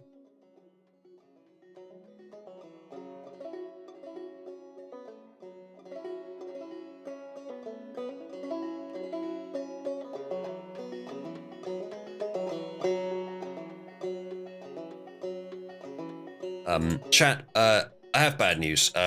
Motch has to head off soon, but just to remind you what the state of the top of popularity board is, if you'd like to direct your attention there towards near the bottom of the board. Damn, Abe is carrying.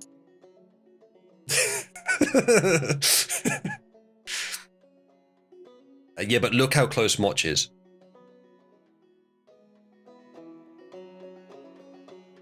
Oh. It's £1.07p away. Okay. Land the ship. I love how the eastern side of the planet. It doesn't make sense. Never mind. Land the ship in the land the ship in the valley. Trying to remain out of sight. Oh, there it is. Trying to remain out of sight of the inhabitants.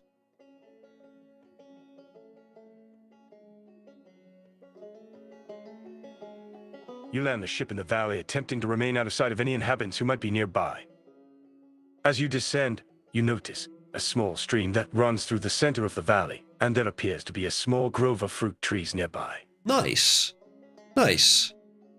All right. check that the food and water is safe for us to use. We continue our scans, checking for signs of contamination or dangerous microbes in the food and water. We find nothing to indicate that they are unsafe for us to consume, and so we gather a small sample of each to take back to the ship for analysis. Yeah. All right. Let's do orange. What is your analysis of food and water safe for us to?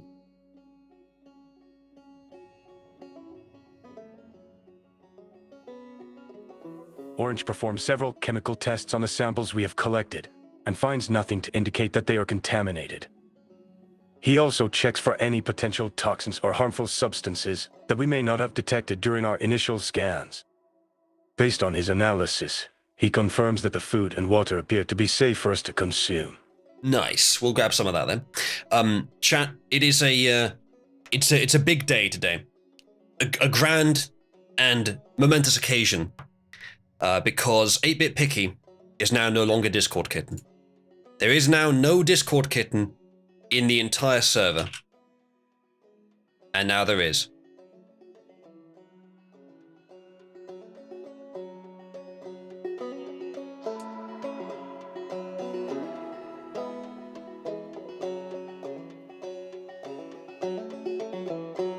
Hey, Bit, what is your, how do you feel on losing the title that you worked so hard to acquire?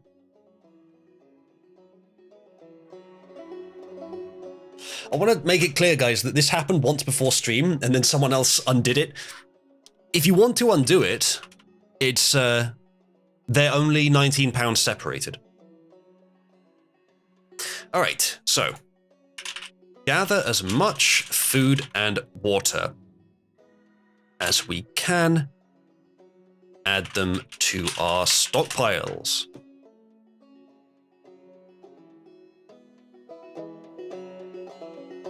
We gather as much food and water as we can carry and bring it back to the ship. As we unload them into the stockpiles, we find that the food level is still low and the water level is very low. Wrong. But we have a limited supply of minerals left, and we need to conserve them for fuel and other essentials. It doesn't make sense. Let's replace this with the actual levels. Let's go find the last place we gave the levels. There. Well, okay, so before this, our level of food was medium. Let's put our level of food to high. Water was low. Let's put that to, well, we're going to stay here and gather until we have both full. So I'm going to put that high as well. There's plenty here, and it's uninhabited. Or, no, there's no inhabitants nearby. Fuel is still very low, supply of minerals is still low. Think that's fair, chat?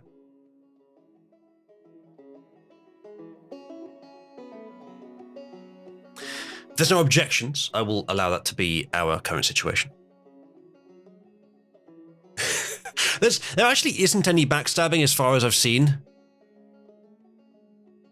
From like, Moch and 8-Bit have managed to maintain diplomatic relations with each other while this has been going on.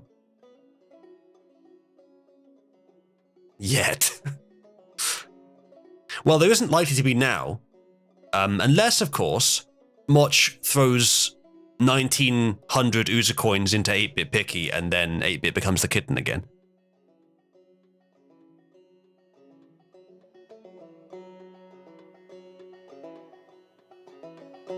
Okay, so we have resupplied.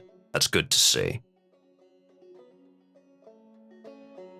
We could go and investigate the inhabitants, or we could go and look at some of the other stuff in the system. What do you reckon, chat? Press 1 to investigate the inhabitants of this planet, for anthropological reasons, probably, and press 2 to continue exploring the rest of the system.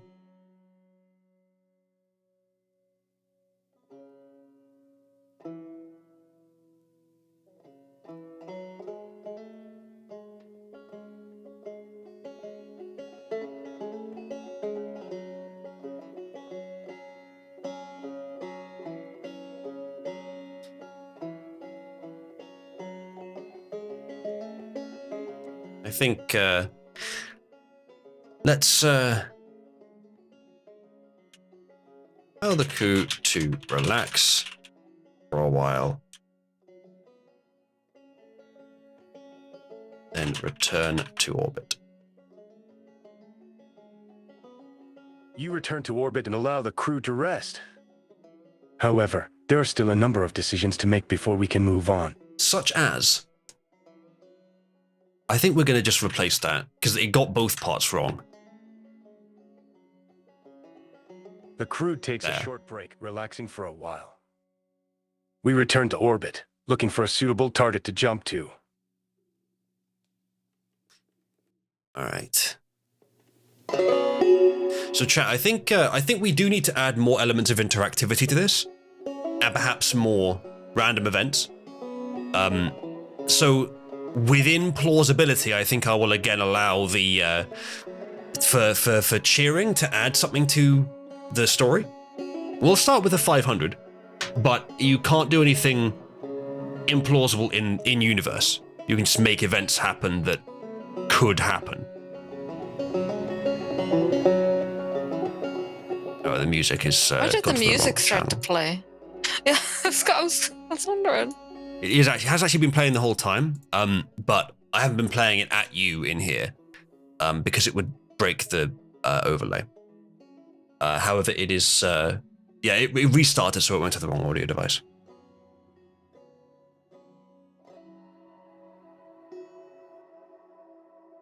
Right. So.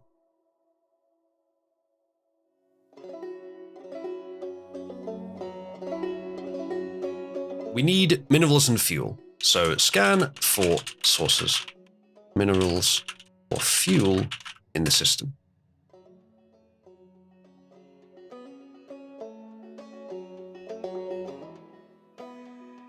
You continue scanning the system for sources of minerals or fuel. One of the planets, a small gas giant, seems to have several small moons orbiting it, and some of them have potential for mining or drilling. We land on one of the moons and investigate. We discovered that there is a large deposit of iron and copper buried deep inside the moon's core, and we collect some of it for future use. Oh, buried in the core, and we just casually collected it. Okay, works for me. Okay. I think we do need something to bring in some more unexpected elements to the story. Like this is very coordinated. I wonder if I could just change the config preset to something more insane.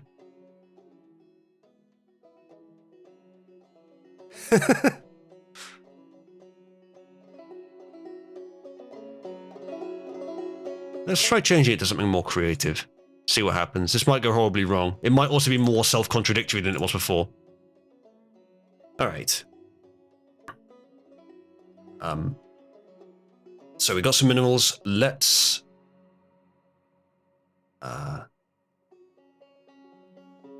fuel. And for sources of fuel specifically in the system.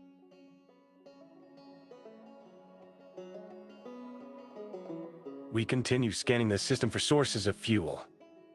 After several hours, we detect a small cluster of asteroids orbiting the farthest planet from the sun, and we detect some potential for mining and drilling.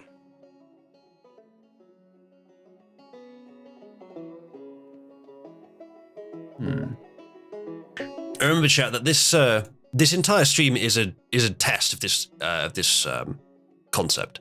I think it does need some other unexpected elements. Chat can obviously suggest them, but I wonder if there's something we can do to make them happen.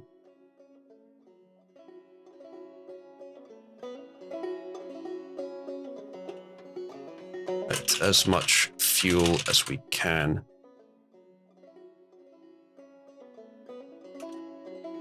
Edit. Stockpile.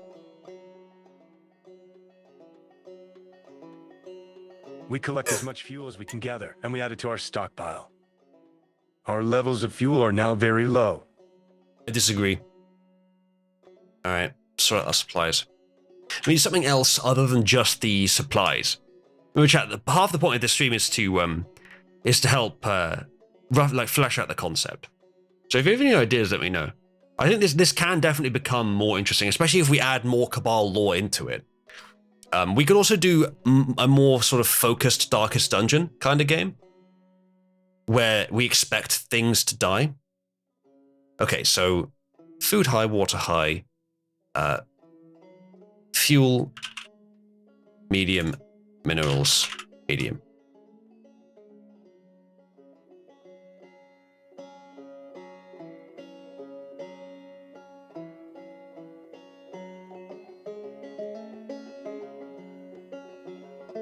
Oh, we have an input.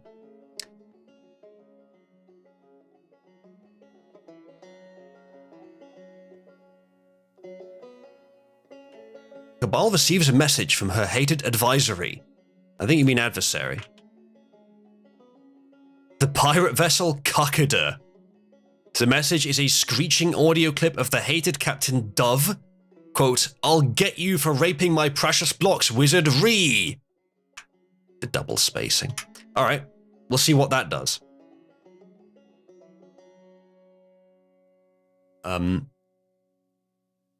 So that has now officially happened in the story. I'm going to do a response.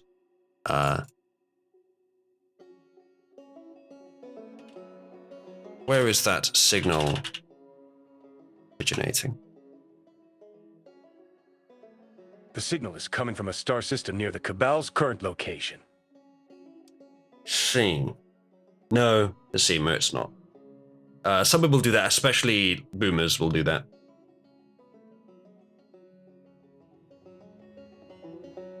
But there's no need to. It's just a waste of space. Signals coming from a star system near the Cabal's current location. Okay.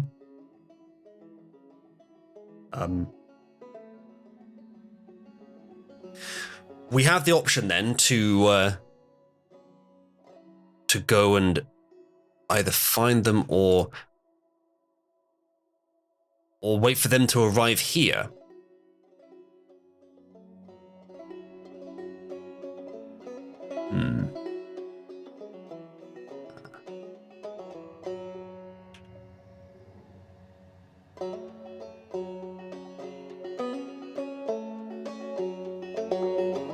See if we can go there.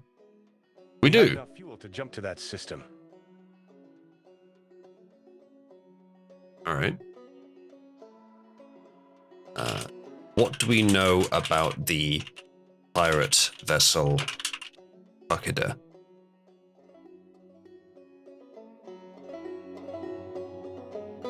We have not had any contact with the pirate vessel Cuckader in the past, but we have heard of their antics and their ruthless tactics. All right.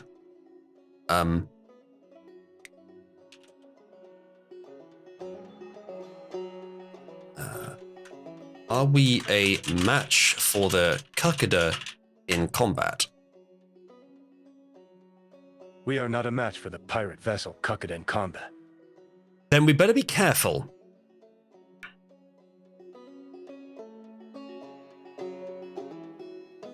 Maybe we can trick them.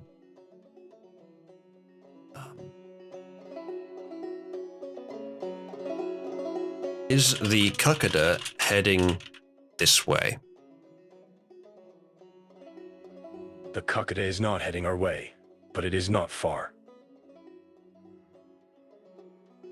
That's contradictory. The voice message certainly seemed to imply it's heading our way, and it is far. It's in the next system over, so I'm going to make it redo that one. We do not detect any movement in the Cuckader's direction.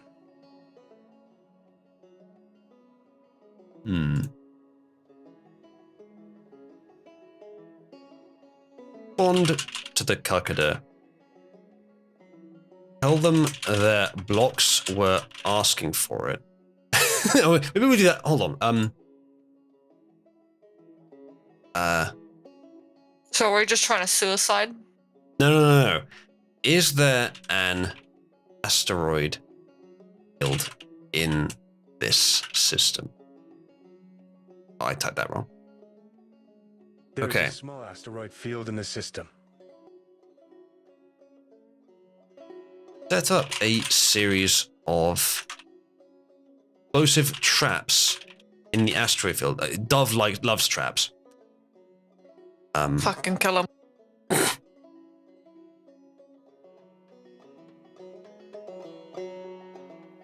We spend a few days setting up a series of explosive traps in the asteroid field, hidden near the asteroid's orbits.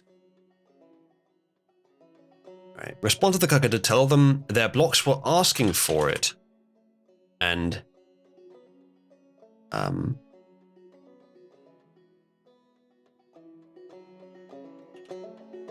want to do something about it where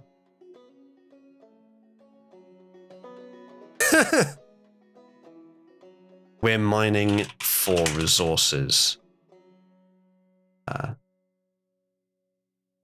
They should come get us.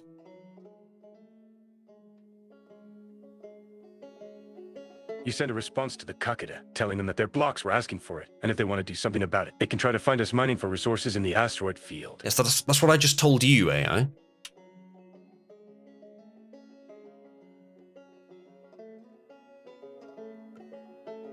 The Kakeda responds with a screeching audio clip of Captain Dove.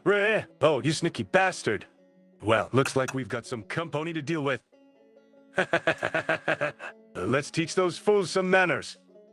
To the asteroids. All right. As soon as the Kakeda is in range of our explosive traps, well, as soon as the Kakeda is in,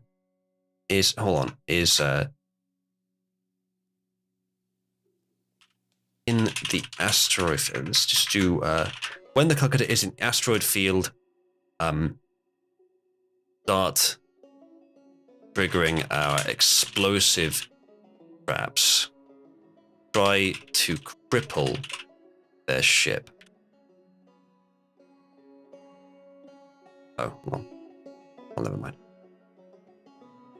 We wait for the pirate vessel Kakeda to reach the asteroid field. As they draw closer, we set off the explosive traps, sending a shower of debris in all directions. The Kakeda isn't damaged severely, but it is limping and struggling to maneuver.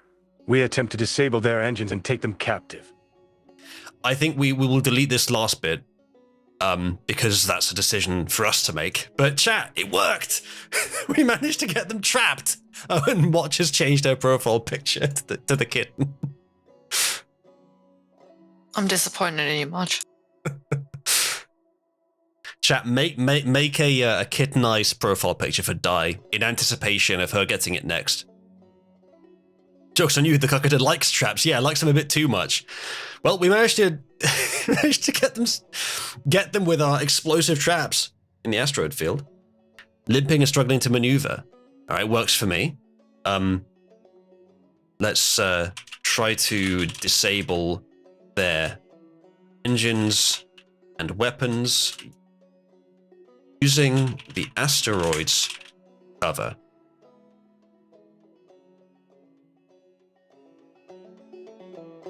You attempt to use the asteroids for cover while you disable their engines and weapons. The pirates begin launching missiles at our position, but we manage to avoid most of them and return fire with our own weapons. We take out their weapon systems and send a few well-placed blasts to their engines, crippling them. Got him. Field, you know that was Dai saying that, right? Not Moch.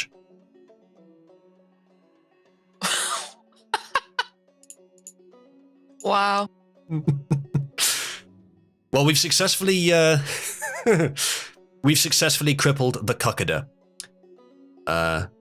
That's good. So, you literally didn't realize. We sound nothing alike. I don't understand.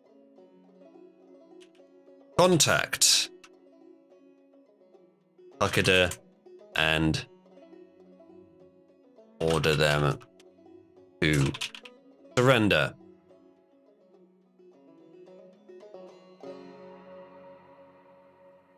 Wes, you know you held were power invited on, by the way. and order them to surrender.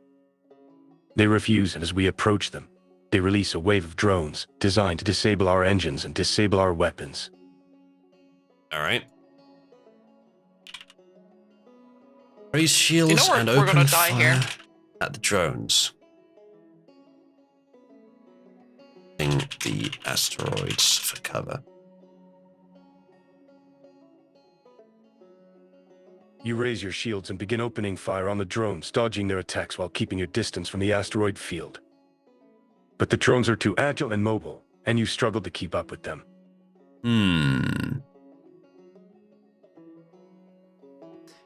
All right. What can we do about that?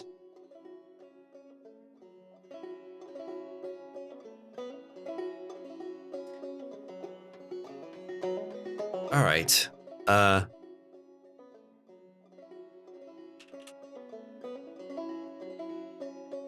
While the drones are following behind us, release a cloud of plasma, trying to destroy them all at once. You Got release him. a cloud of engine plasma while the drones are chasing you, destroying them all in a single blast. Absolutely got him.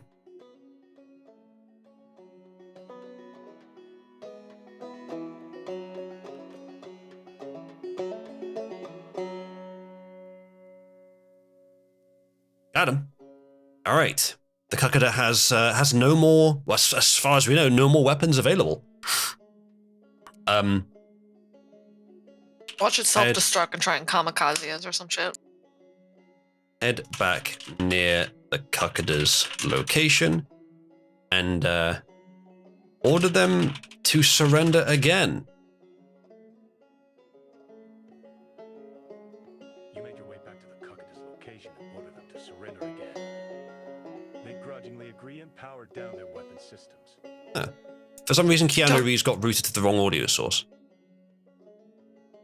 Never mind. Don't Okay. destroy it. We can loot them. We probably will, yes. So, Dai, how do you feel about boarding the sci-fi short fighter Taku's ship and stealing everything they have? I'm up for it, but I'll probably be killed. Well, we don't have that many crew members, do we? That is kind of the issue. I guess it's up to me. Yes, Puma, that's sort of what I was going for. Sort of Firefly. A little bit of Outer Worlds inspiration there as well. So, okay, here's the alternative. Kakada. Jettison the majority of your cargo, or will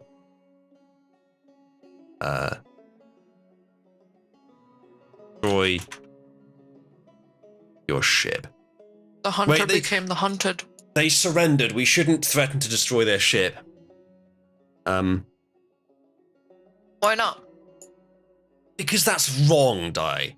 It's wrong. Yeah, but what? We're gonna kill them anyway, right? No, I don't think so. We're going to leave them here. They may be able to repair their ship. So what should we get out of this chat? Chat, press 1 to send a boarding party. We have no idea how many people they have on board. Press 2 to... Can't we scan? We could do, yeah. Press 2 to just leave them there. And press 3 to destroy their ship. And before you answer, I'm also going to do a quick scan. Scan the Kakada. Looking for supplies and the number of life signs.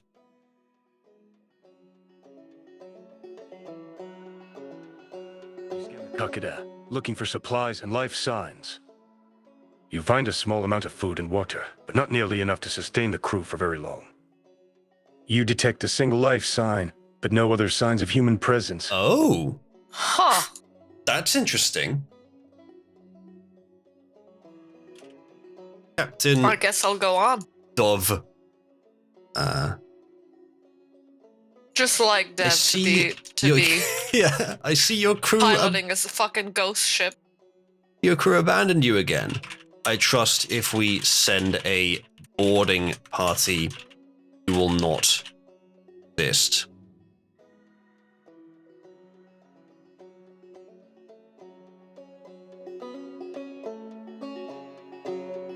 You call up Captain Dove and make a mockery of his empty ship. You suggest sending a boarding party to take his supplies and materials. Captain Dove seems defeated and agrees to let you send the boarding party without resistance. Die. Are you ready? Yes. All right. Let's send Gator and Potato as a boarding party to the Cuckada. Chat, press 1 if we should arrest and take as prisoner Dove.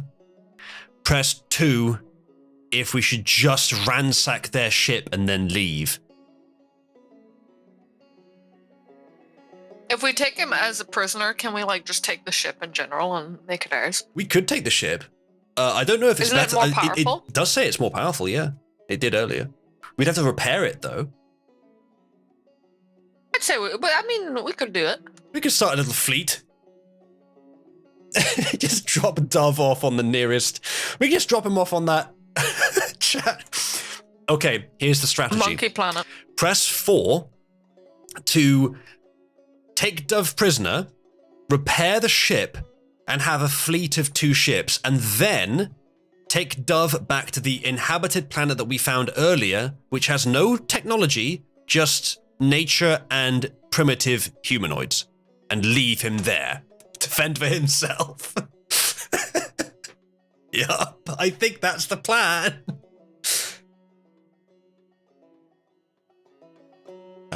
To take Dove hostage. Oh, that was meant to be a do. Gator and Potato as a boarding party to seize the captured pirate vessel Cuckada and secure Captain Dove. Gator manages to capture Dove and subdue him, and you send a team of technicians to disassemble his ship and collect any useful materials or technology. Dove curses at us, but seems to be more than happy to stay out of the conflict. Now, one thing that I will delete is if it tells me what I choose to do, which I did not want to disassemble the ship. I was gonna say. Yeah. The thing is, okay, so it can be run by one person, evidently, because it was being run by Captain Dove. One person, yeah. Yeah.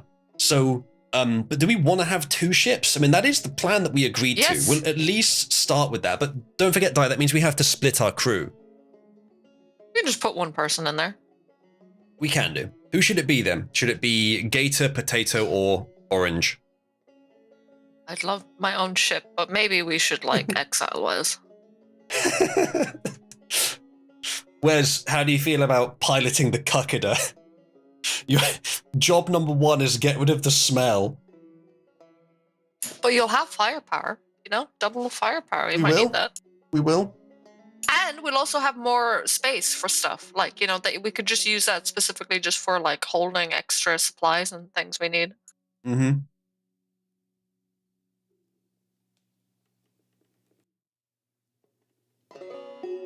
All right, so we're going to remove that part because that's not what we're doing. Gator manages to capture Dove and subdue him. Dove curses at us, but seems more than happy to stay out of the conflict. Okay, so let us now Captain Dove in our brig. Actually, no. Take Captain Dove to the valley on the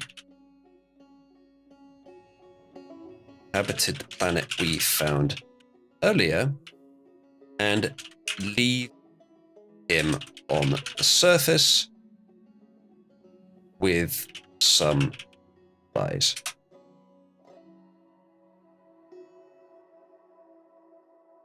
You take Dove to the valley on the inhabited planet and abandon him on the surface with some supplies. With him safely away, you turn your attention to the alien beings on the planet. Let's not do that one just yet. I would like to say, don't Don't worry, Captain Dove. Plenty of blocks on this planet, and we'll be too far away to rape any of them. Oh, interesting. Message and head back to the ship. As you make your way back to orbit, you receive a distress signal from a small space station orbiting a nearby planet. All right, that's interesting. The Destroy it. The Cuckooder is still just sat there in the asteroid field. Only we know about it, so we can come back to that. Let's go and answer the distress call. Space Lydia, yeah. Warn the primitives of death. of Captain Dove, rather. All right. Let's have a look at the distress signal, shall we? Head space station and scan it while keeping our distance. The space station, maintaining your distance while scanning it. The space station seems to be in good shape, but there are no signs of any activity or movement.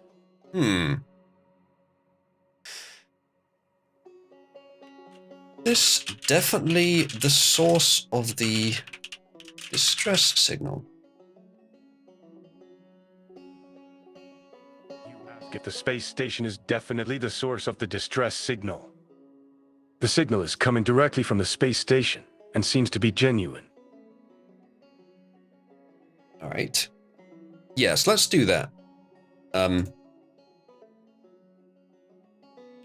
Respond to the distress signal and offer our assistance. You respond to the distress signal and offer our assistance. The station is unable to communicate with you directly, but they send out a message indicating that they are under attack. Well, I assume they mean internally because there's no indication of attack externally.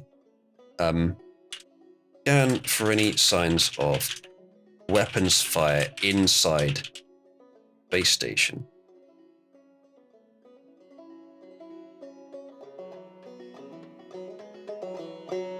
You try to scan the interior of the space station for signs of weapons fire or damage. But the scan shows nothing out of the ordinary, and you can only assume that whatever is happening inside the station is not related to weapons fire. Interesting. Any theories, chat? So they've There's got a a distress massive signal. hole, and they're dying of lack of air or something. Well, they say they're under attack, but the space station's in good shape and there's no signs of activity or weapons fire. Oh my god, it's a psychic attack. Scan for necromorphs. Scan for life signs on the space station. There should be at least some. Oh, it's gonna be like a fucking face hugger. Signs of life signs. No signs of life signs. I think we're too late, dude.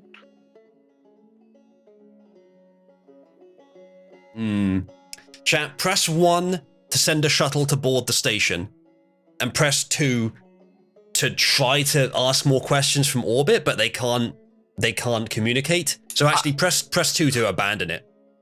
Can we send Wes in? Because I don't want to get raped by the face hugger. You're the primary fucking combat expert here. Same as in Wizards in Space. Yeah, that's what I'm saying. Send Wes in first as meat shield. You know, this is tactics here. Wes reckons nuke the site from orbit. Chat, press 1 to try to help, send a shuttle to try to help. Press 2 to abandon them. Scanners show no life signs with human waste. Yeah, exactly. The thing is that it says that they can't communicate directly. I'll try that though, Field. Scanners show no life signs. I have a theory, actually. Can you tell me who I'm speaking with?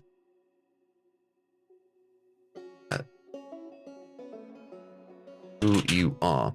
My theory is that there's some sort of virtual environment on the ship, and that virtual environment is under attack.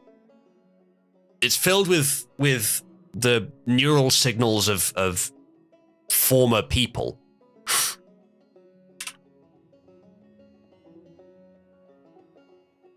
The space station is not showing any signs of life, so you ask for clarification.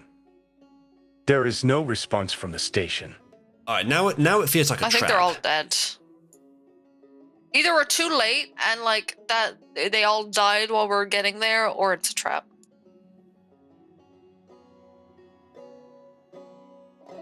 You should. Do you want to scan the whole area? Scan the area for any approaching Oh. starships. Surprisingly, there are none.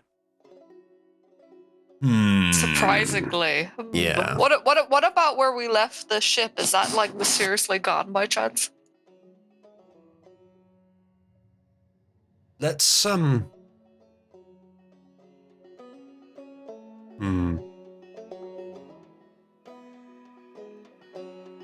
Oh fuck, field wizard.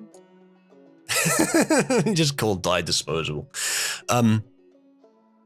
So there's no approaching starships. It may be that they're well hidden and we can't see them. We shouldn't just leave the distress signal as it is.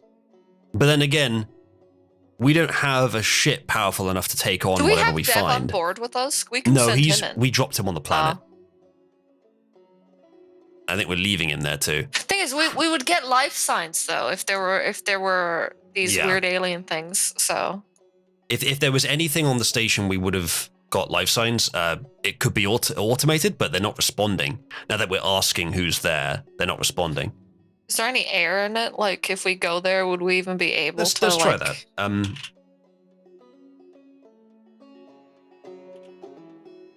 Check the station for a breathable atmosphere. Checking the space station for a breathable atmosphere proves to be a fruitless endeavor. Why?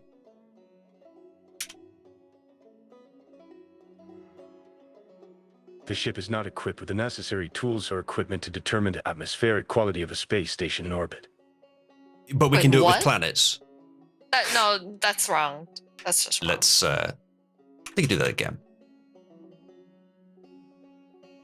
You check if the station has a breathable atmosphere. The station has a breathable atmosphere. So well written. So it has a breathable atmosphere, so we could go and investigate.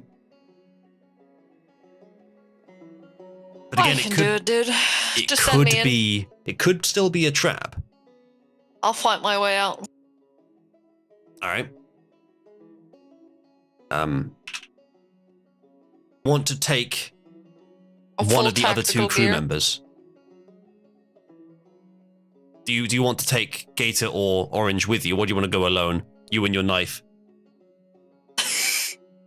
I mean, if it is a trap, sending the two of us might Most not be disposable. That makes sense. Yeah. Oh. Tato, take your. Let's just do Tato and. Actually, Potato and Orange, take your full combat equipment on a shuttle to that station and try to determine what's going on.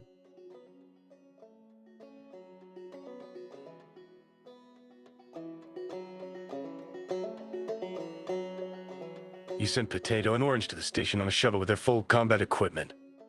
After several hours of waiting, they sent back a message indicating that the station appears to be in working order, but that they have found no signs of life. There is no response from the station. I don't know what that last bit's for. That doesn't make any sense.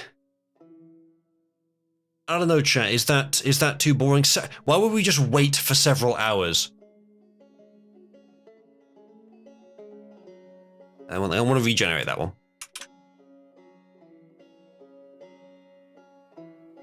They dock with the station and investigate the interior.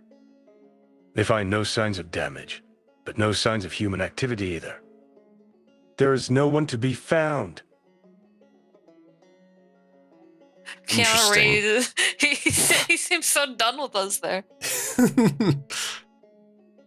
Can we, well, now that we're in the station, can we figure out who sent the distress signal from their own Yeah. computers? Orange, search for the source of the distress signal on the station. Orange searches for the source of the distress signal on the station. He locates it near the station's core, but he finds no signs of tampering or malfunction. Interesting. Doesn't see who sent it, like, at all or anything. Of who left Dress Hall. Perhaps there are simulated intelligences in the system of the station.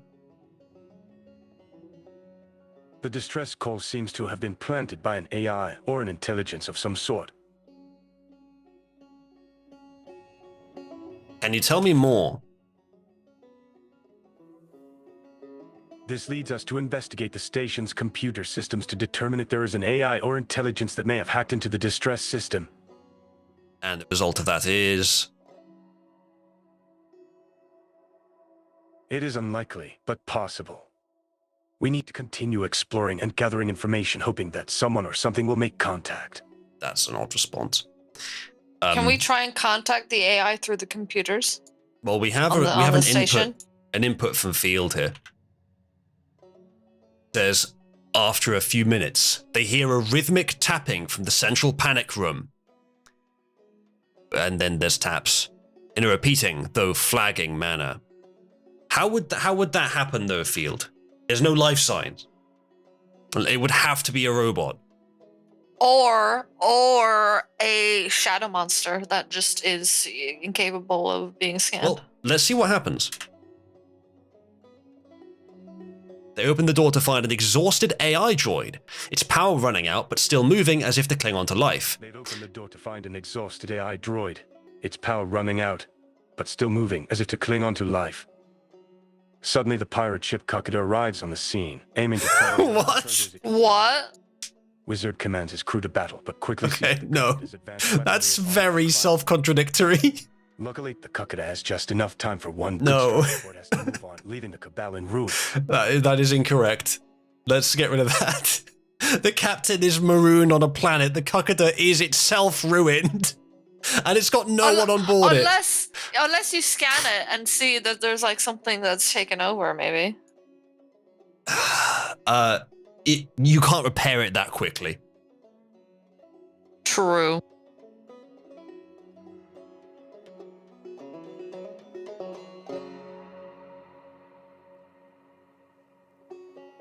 They bring it back to the Cabal and hook it up to their computers. But No, they're unable I don't to think use so. its powers to a purpose.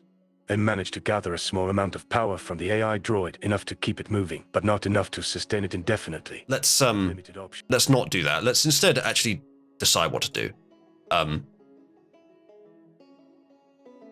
right.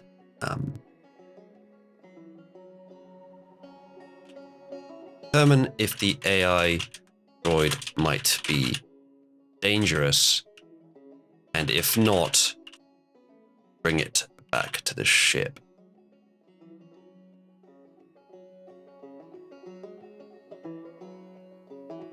There is no danger in the droid, so we bring it back to the ship.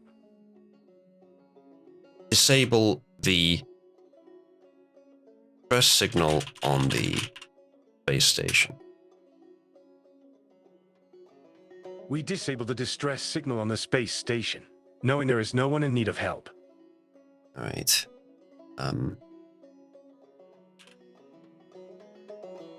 Orange, do you think you can get the droid working enough to tell us what happened?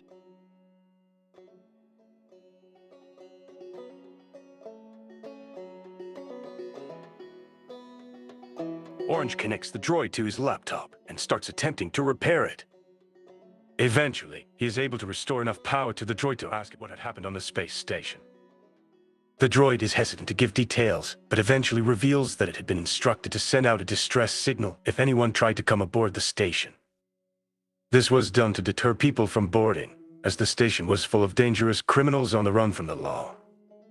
We asked the droid to tell What? us more about the criminals, but it says it cannot provide. It's not finished the sentence. I say, I will let it go on.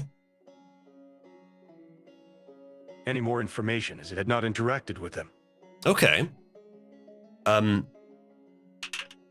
Who tried to board the station? To cause you to send the distress signal. My next question is where's the prisoners? The droid says that it doesn't know who specifically had attempted to board the station, but it had been taken over by a group of mercenaries who had set up a base on one of the outer moons. Okay. They must have swooped in and left before we got there. We will perhaps investigate that.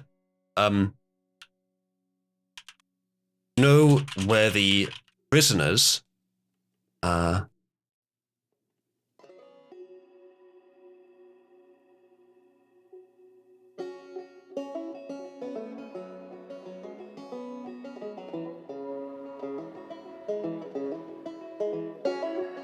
The droid says that the criminals had fled the station soon after the distress call had been sent out. Interesting. So the criminals must have been there voluntarily. The AI droid might have been part of the furniture, essentially. And then somehow they managed to convince it that they were supposed to be there, so it didn't send out the distress signal. But then when the mercenaries arrived, who knows what happened to the dangerous criminals, but it sent out the distress signal because the mercenaries came onto the station.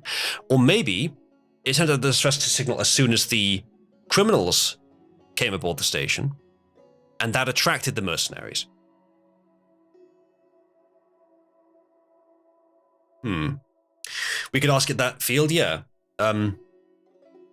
What is your primary function? Ask the droid what primary function.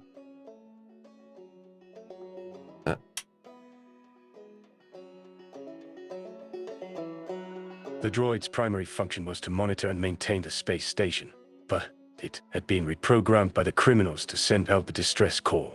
That's interesting. Wonder why they would need the distress signal. What? And then when we got there was nothing around either, which I suppose that would explain why it said surprisingly in its description. Maybe. All right.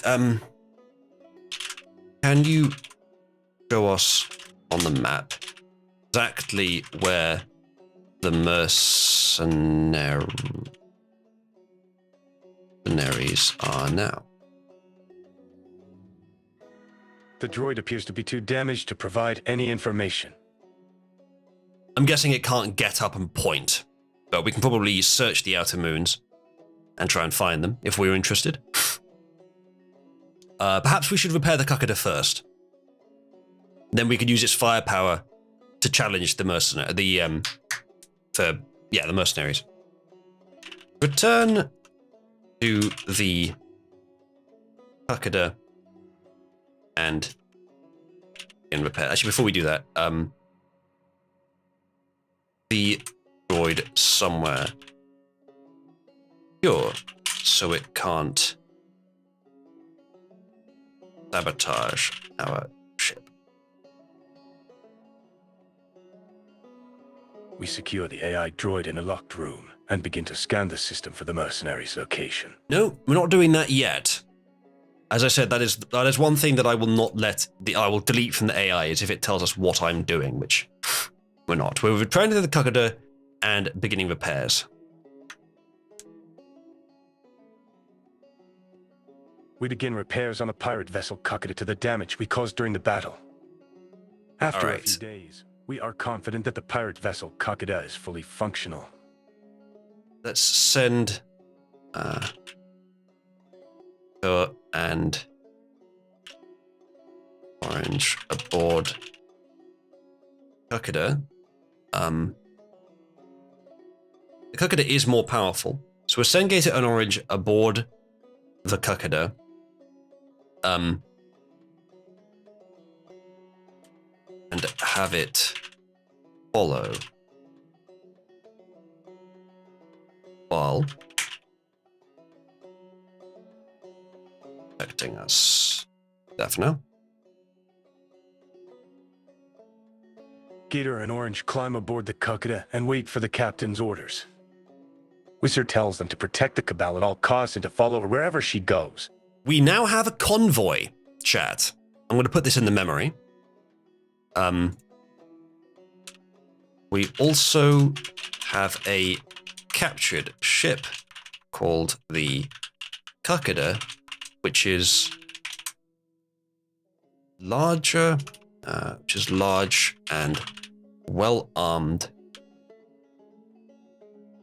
and moves with the Starship Cabal. All right, you should remember that forever now.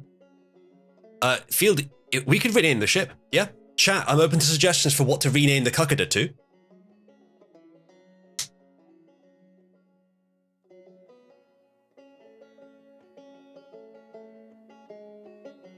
We've got about half an hour left on our time, chat. If you would like to extend that, we'll need to hit the £100 total contribution amount. We can get there gradually, of course, and bear in mind that there is still available this camera showing my doggo. Now it is very dark because it is dark in here. I can try to light that up a bit, but that is still available. Right. So, and bear in mind, if you enjoy this stream and you want to see it happen again, the best way to encourage it is to show me you actually enjoy it by sending a contribution. We could call it the outreach, yeah? The blockbuster, that's pretty good. All right, chat, vote with a little up arrow on the suggestions that you like. I like calling it the outreach. Dev's shame, the prevalence, Ochres prevail. Yeah, we could do that. The Golden Age, Block Rape 5000, outreach, the blockbuster. Yeah, chat, vote with upward pointing reaction or whatever on the ones that you like. So far, it's between the blockbuster and the prevalence. I do kind of like outreach as a name for this, but it looks like the blockbuster is the top vote so far.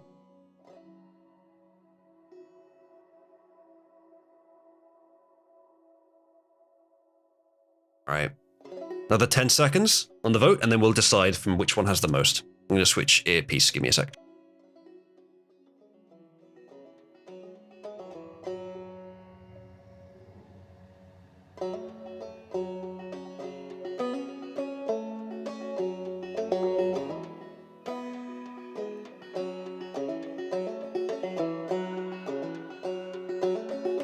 Right. It looks like the blockbuster has won. It's only just got more votes than the prevalence. Let's have a look at the reactions, actually. One of them is duplicated. So prevalence has 4 votes. Outreach has 3. Blockbuster has 6. I prefer the outreach, but blockbuster is clever. Let's rename it to the blockbuster. Rename the Cuckada to blockbuster. Now let's remove this. We'll add it back in a minute.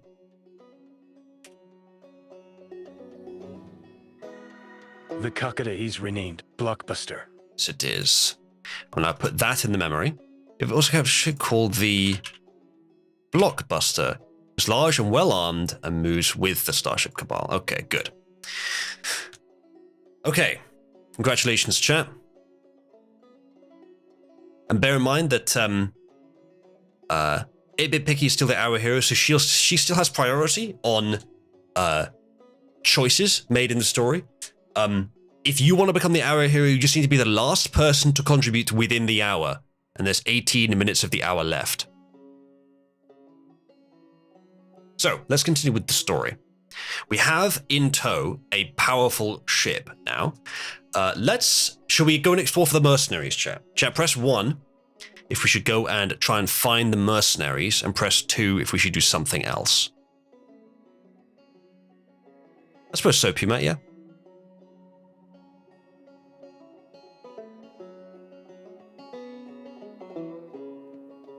Alright.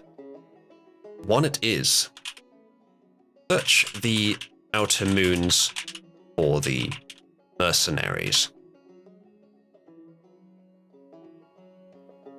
You search the outer moons for any signs of the mercenaries. As you scan each moon, you find no evidence of activity or human presence. Search for any trace of starships in the system recently, aside from the Arcada, Blockbuster, or Cabal. Searching the system, you find the remains of a small freighter. The freighter appears to have crash-landed, but its details are inconclusive. I'm not seeing any way that we could detect the mercenaries. We may have to leave that for now. Perhaps think about it later. We could investigate the freighter. Perhaps they were on board the freighter and it crashed somehow.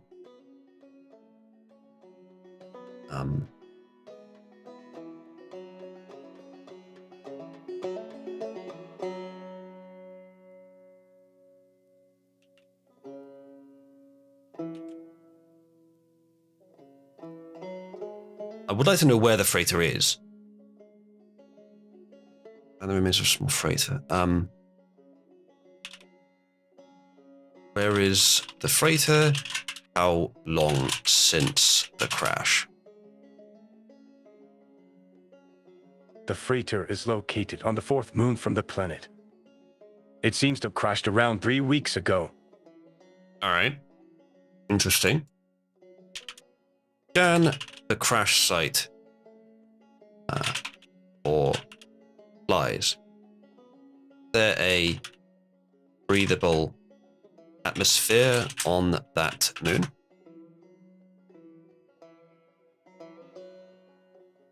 The atmosphere is breathable, and we scan the crash site for any salvageable supplies. We find a few boxes of food, some equipment, and a few personal items. Nothing is too damaged or valuable.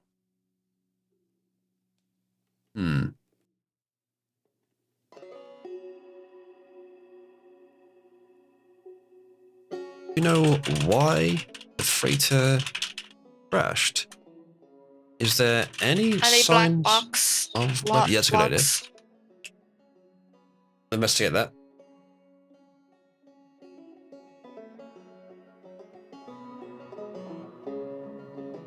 There is no indication of weapons fire on the freighter. It seems that the pilot simply lost control and crashed. That doesn't seem super likely. Is there a black box flight recorder? Might tell us what happened. The black box recorder is located at the crash site. We analyzed its data to determine what had caused the crash. The pilot had had a heart attack during takeoff, causing him to lose control of the ship. Wow. I wonder if he That's had unlucky. the COVID jab. So that's real unlucky, dude. Oh. Imagine having a heart attack in Yeah. space. I love how the black box recorded that he had a heart attack.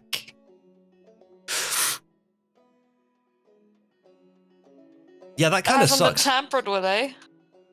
But maybe. Let's try. Check the black box for signs of tampering. There are Wow. signs of tampering. No signs of tampering.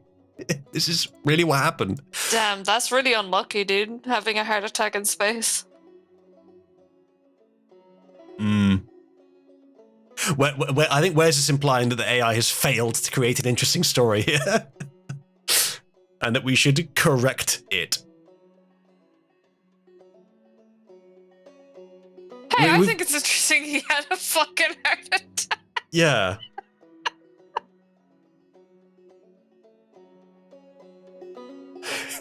This doesn't make any sense. Why would the ship crash? We So no one No. else? Was it just him in there? people were aboard the ship.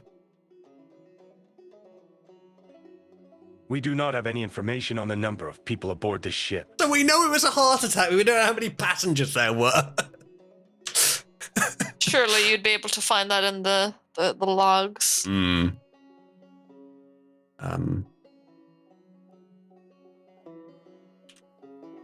for remains of any unusual chemicals which might have caused a heart attack. Okay. No evidence of any unusual chemicals. It's just a boring old crashed freighter, I think. Yeah, Wes. Oh, okay. Well, I guess salvage everything we can from the crash site and add it to our stockpiles. We salvage everything we can from the crash site and transfer it to our own stocks. Well, that kind of sucks. Continue searching for the mercenary outpost. I know it already said we've searched everywhere, but it doesn't know that. Ah.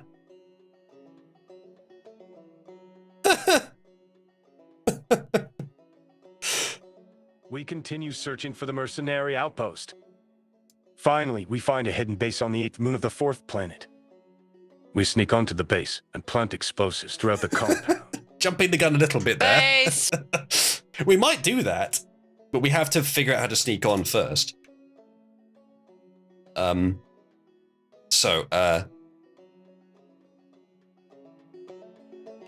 What are the combat capabilities of the mercenary base? Are there any ships landed there?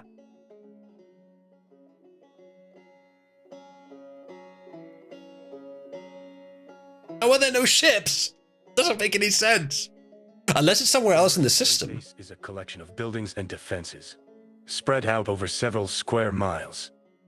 There are no ships landed there. It's quite a big mercenary base. It's just a mercenary city, to be honest. Why are there so many here, man? Investigate nearby for any signs of mercenary ships. Try to remain undetected by the mercenary base. We carefully search the area for any signs of mercenary ships. Looking for a bit more than that out of you. However, we find none, and we believe we have remained undetected by the mercenary base. Where the hell did the ship go? It must have gone out of the system. By the way, chat, in case you're wondering, I am fully aware that the AI has no idea what the answer to these questions is. It's just making it up as it goes along, but it is more fun if we pretend that it makes sense. All right.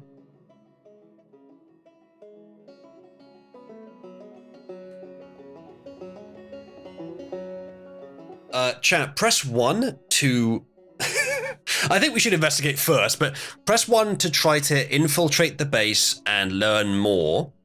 Press 2 to use our newfound firepower to threaten the mercenaries and try to get resources out of them.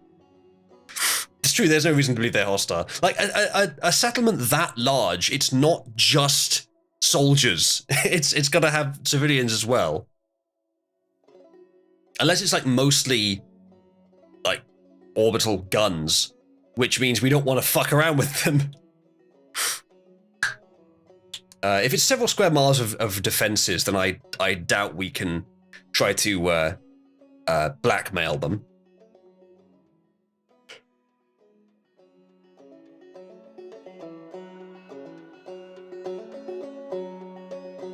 Asking if they're stuck.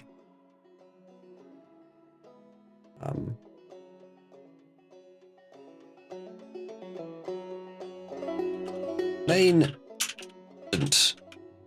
from the mercenary.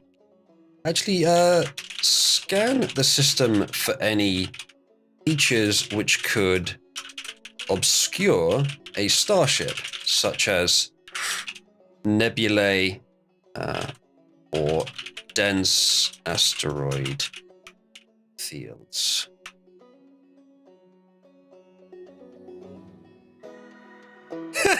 Nebulae and dense asteroid fields are all over the place in space. Oh, silly me.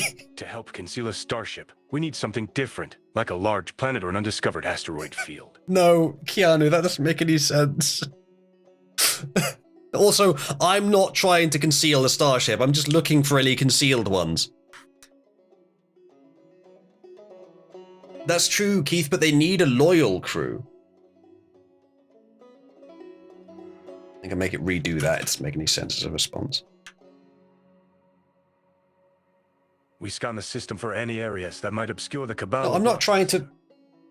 We find a dense asteroid field near the fourth planet. Okay. Thank you for saying so. That's near where we are now. I'm going to put mercenary starship here, and then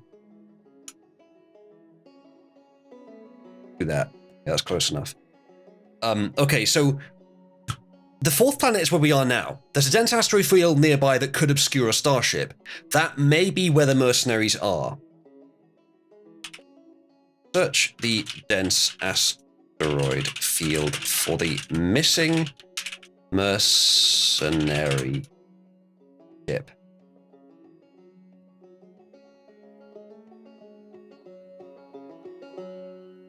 Shields up and weapons armed.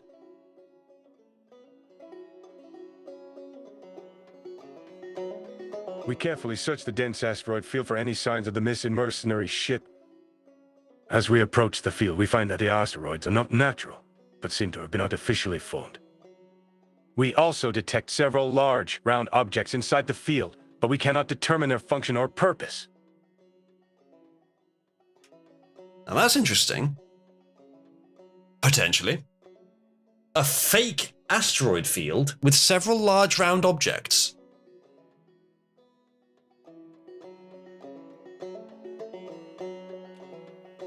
Scan those round objects. Are they emitting a signal? Can we see what's inside? The movie set, says Field. The round objects are emitting a signal, but they are too far away to tell what is inside them. Okay, to me, that implies that the signal that they're emitting is to try to obscure whatever's in the field, meaning there's probably something pretty serious hidden inside it. We may already have been detected if there is, like, a fleet of mercenary ships there. It is weird, though, that they let us get so close to the mercenary colony if they are there to protect the colony.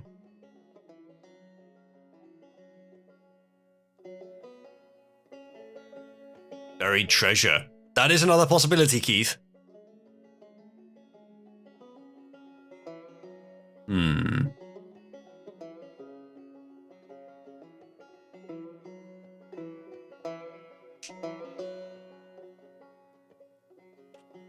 A path into the asteroid field,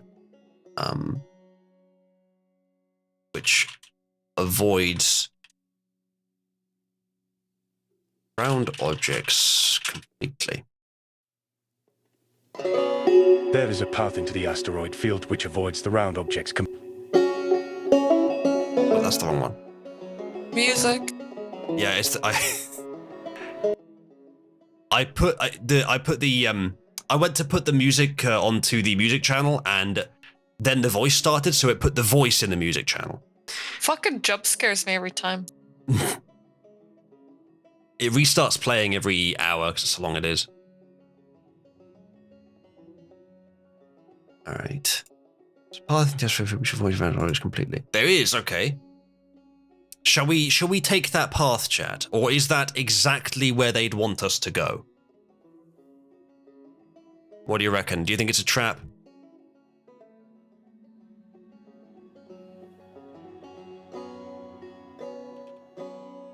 We could try focusing on fixing the android and see if he has more information as well. Maybe. Seemed like they did a lot of shit to that android.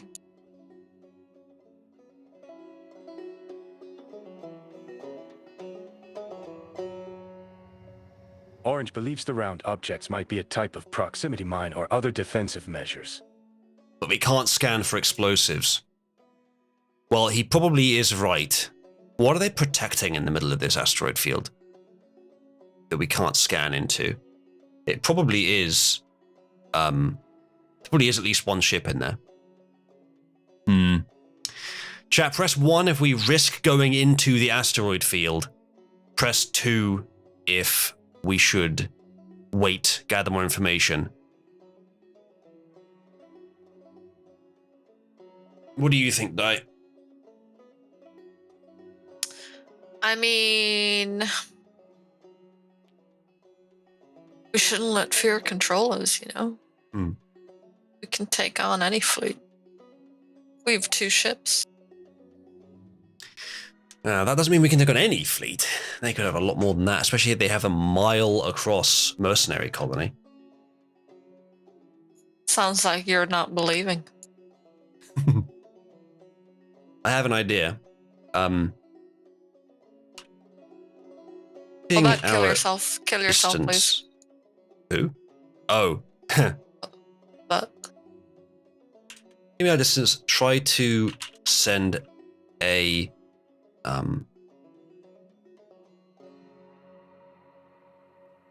disrupting signal at one of the round objects. What happens? We carefully send a disrupting signal at one of the round objects, prepared for anything. However, the object appears to have no effect. Interesting. It is currently on a config suggested as for creative writing, expect unexpected twists. There have been a couple, but maybe not as much as there could be.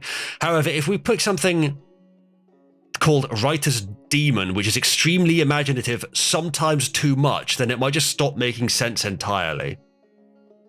We can pick one of these slightly more complex profiles, but they take longer to generate stuff. We could try that. None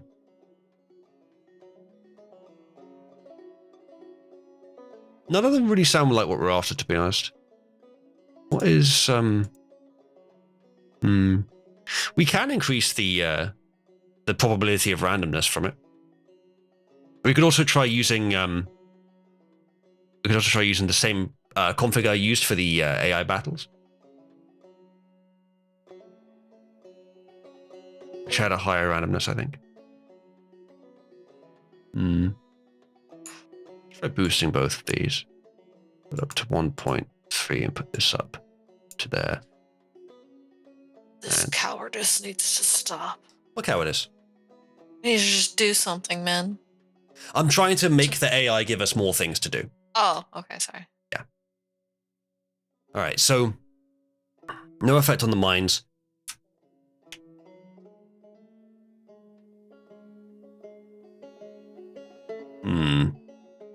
Wes, you should join us. I say that we try to repair the void on board our ship and ask it if it knows about this asteroid field. We continue to repair the AI droid and ask it about the asteroid field. The droid says it had not encountered the asteroid field before, and it has no knowledge of its purpose. There is another voice. There's actually several other voices available, but there's one in particular that I want to show you. Okay.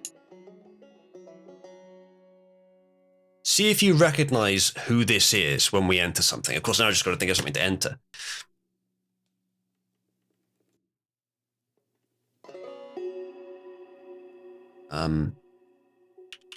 Scan one of asteroids. What are they made of? Scan one of they're artificial, aren't they? Let's remind it. Scan one of the artificial asteroids. What are they made of? Listen closely. The artificial asteroids are made of a synthetic material that resembles ice or glass. You recognize that? That Geralt from The Witcher? Yep. Oh my god. That was quite good, you know. It's not bad. Chat, press 1 for Keanu Reeves, press 2 for Geralt. Doesn't have to be permanent. Never saw it, Snake, yeah. It's not in here, but that would be good. The text-to-speech system on this, the text-to-speech itself isn't great. It's not as good as 11 Labs one, but I can, like, randomly generate any AI, any text-to-speech using a random input. So, I'll show you, actually. If I go into here, text-to-speech, and if I create a new one, if we create a random seed, the seed generated is melange_051. If we have it test out text, it says this. The Golden Age Cabal prevails. That's just a random voice we can generate. Nah, Geralt. Everyone voted for Geralt.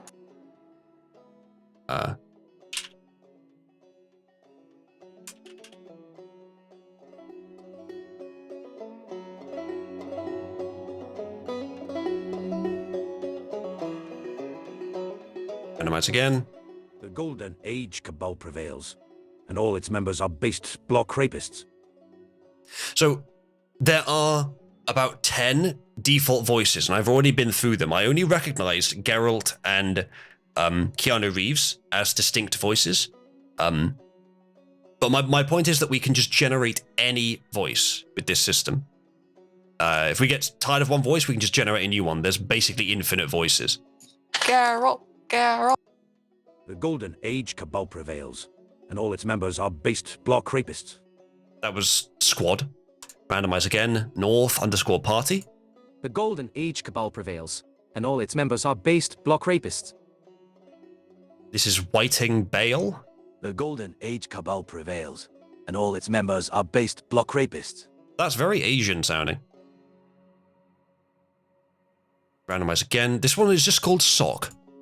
The Golden Age Cabal prevails, and all its members are based block rapists.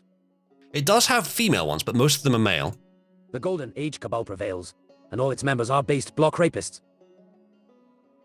The Golden Age Cabal prevails, and all its members are based block rapists. However, I know what you want. The Golden Age Cabal prevails, and all its members are based block rapists. All right.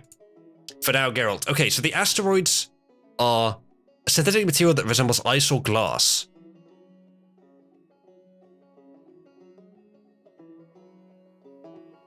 Well, that probably would confuse signals.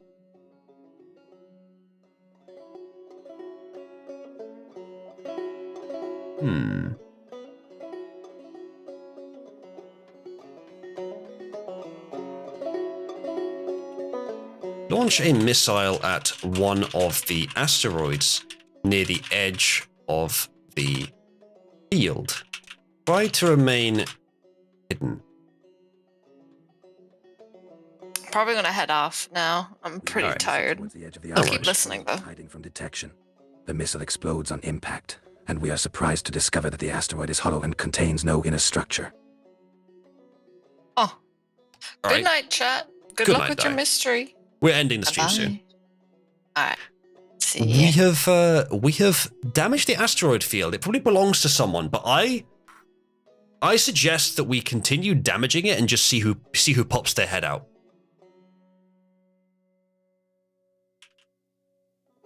Continue fire upon another asteroid in the field.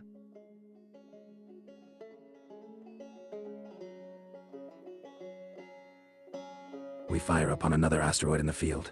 There is no response, and we deduce that the asteroids are probably automated and piloted by AI. The asteroids themselves are not piloted, Geralt. It doesn't really make sense, does it? We're not looking for a response.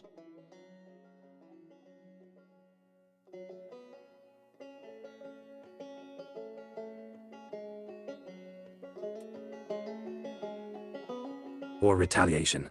All right. Fire a missile at one of the circular objects near the edge of the field, still remaining hidden. We fire a missile at one of the circular objects near the edge of the field, ensuring we remain hidden. The object does not appear to be impacted, and we realize it is likely a defensive measure. Blink isn't working? That's why? It seems to be working on this end. I can see it.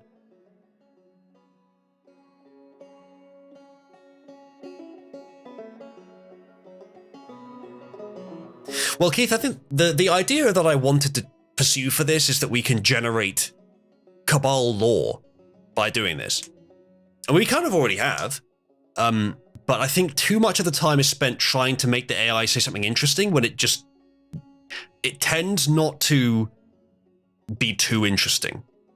It has done some interesting things, but we've relied largely on user input for them, and it doesn't seem interested in making connections between things.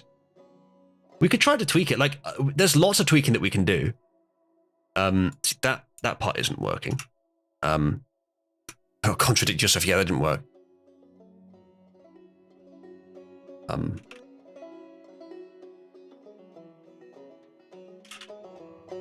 Make connections between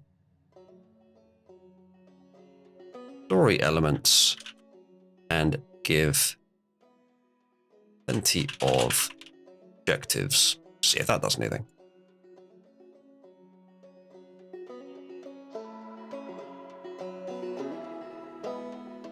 Turn the randomness up a bit as well. Okay. Field is not responding to us. I feel like we're tempting it, tempting whoever's inside to react to us. Send a probe to park next to one of the circular objects and perform a scan.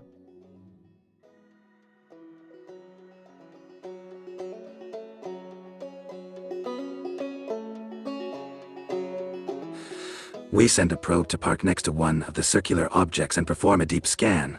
Our scan shows that the object is not a proximity mine, but a high-energy particle accelerator. It is likely a weapon of some sort, and would be able to inflict significant damage if it was close enough. That's interesting. So it's some sort of laser emitter. But our missile didn't destroy it, so this might be highly advanced technology.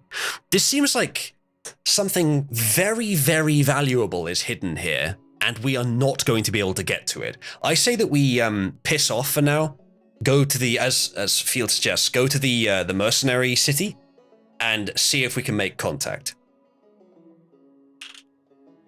Leave the area and return to the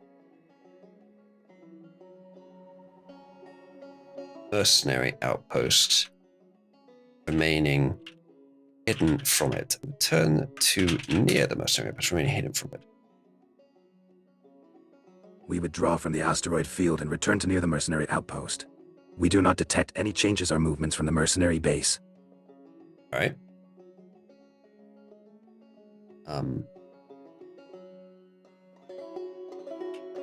Try to communicate with the mercenary base if they're friendly.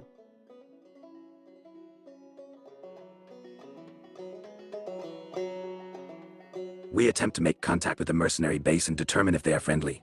The Merc base is unresponsive, but they keep an eye out for movement or ships passing by. Unresponsive, that's not great. Are there any signs of settlements or commercial areas in the mercenary base? Oh, that was supposed to be said. Search for any signs of habitation or commerce in the mercenary base. We find nothing to indicate a civilian population or permanent settlements.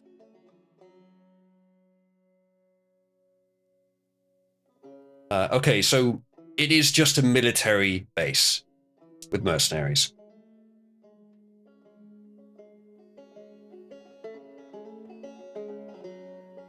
Hmm.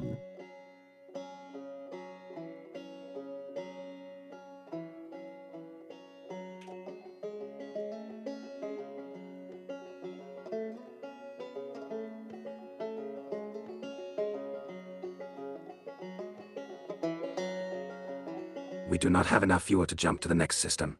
All right. I'm thinking that we've done pretty much what we can in this system, so we should probably try and find some fuel somewhere. Of course, we need fuel for both our ships now. That's a good point. We'd better make sure we can use them to get it.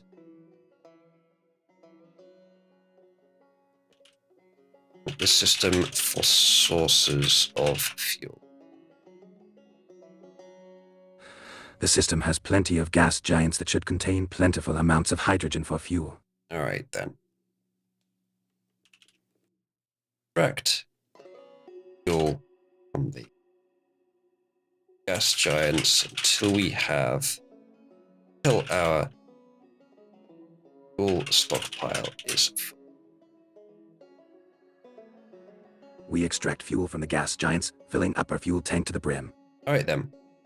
Chat, press 1 to jump to a new system. We can come back here later. Actually, we might not be able to. It might forget. And press 2 to investigate the mysterious icy asteroid field, which might kill us immediately.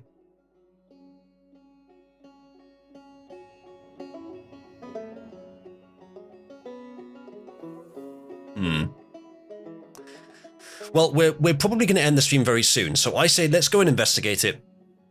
If it doesn't work out, we can load a saved game.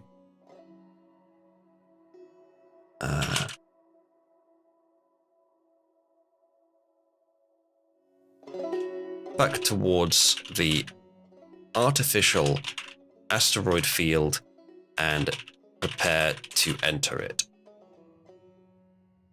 As we approach the asteroid field, we strategize to enter it safely. The path which allows us to avoid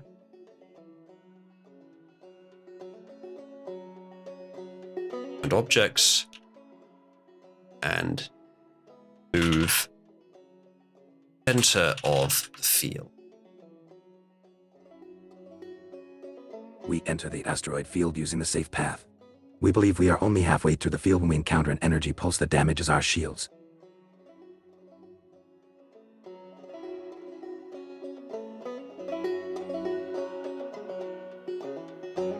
The pulse appears to be coming from an antenna-like structure at the center of the field.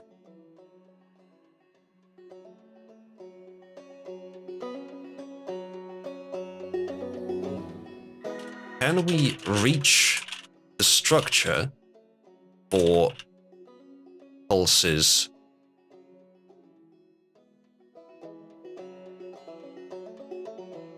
Destroy our shields. If we continue moving forward, we will be damaged by the pulse. Yeah, well, that's not quite what I asked.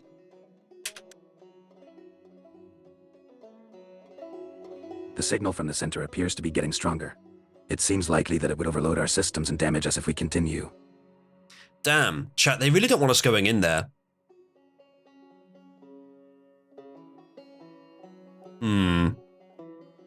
What do you reckon, chat? Should we start sending missiles into the center? Try and hit the source of the signal. Yes, send in, die. Okay, hold on a second.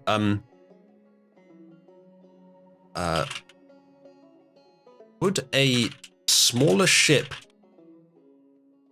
more resistant to the energy pulses than a larger ship? A smaller ship would be better at navigating the debris, and it would be less likely to be damaged by the pulsations. Okay, chat. Press 1 for a Hail Mary. We leave the asteroid field so that we're not destroyed by the pulses, and then we send in a shuttle containing one angry potato with a knife.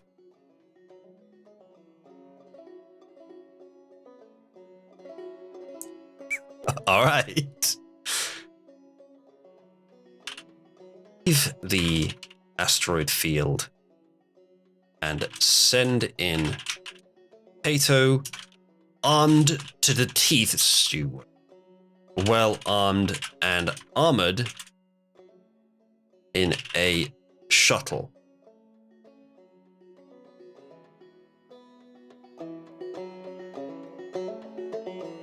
We withdraw from the asteroid field and send Potato in a heavily armored shuttle.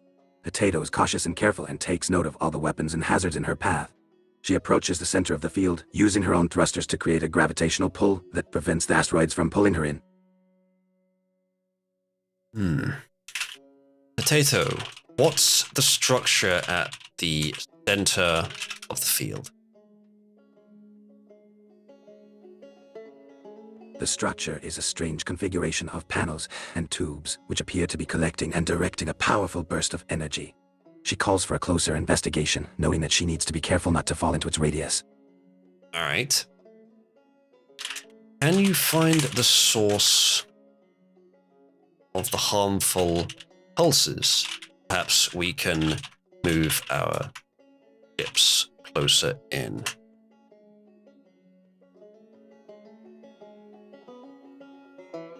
She carefully investigates the antennas that are producing the deadly pulses and finds that they are not manned.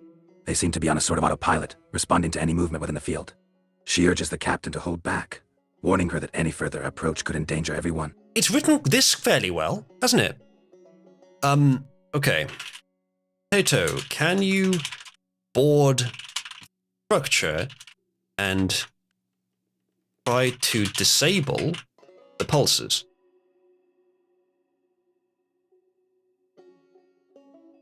She clambers aboard the central structure, where she realizes that the pulses are being created by a series of generators. She eventually manages to locate and deactivate the generators, reducing the field's power output to a low level. As long as the generators were only being used for that purpose. Okay. Since the pulses should be offline, try to move our 2 ships into the asteroid field towards the central structure. Oh, I read that wrong. Okay, no. Send the captain. Orange. Hold on. Shut up. No, we're not doing that. That's silly. I wrote this wrong. Well, let's do that again.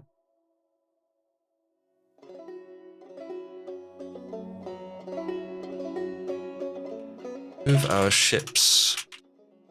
Move our 2 ships into asteroid field, since the pulses will no longer be a danger.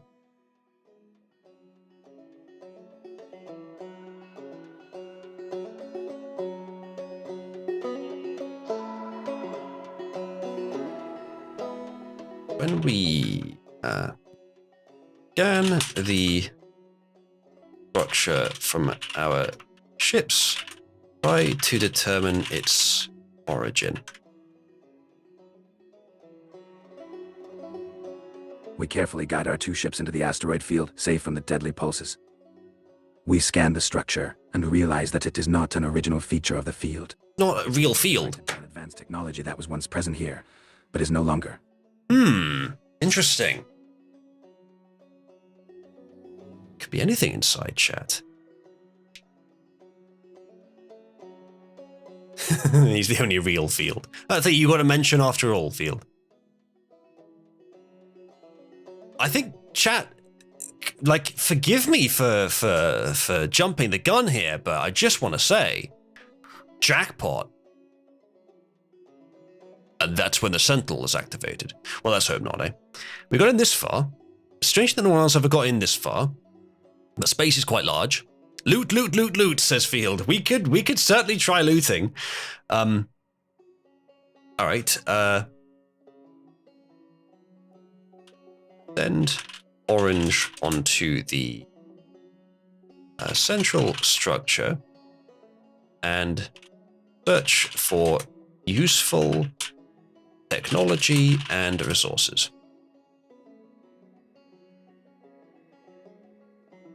We decide to explore the central structure, guided by our wily Orange. She searches high and low, finding several small metal orbs that emit faint energy signatures. These orbs are scattered around the structure, and they have a hard outer shell. Okay, that's concerning. They're gobstoppers. It thought Orange was female, by the way. Given it's based on Ginger, I don't think so.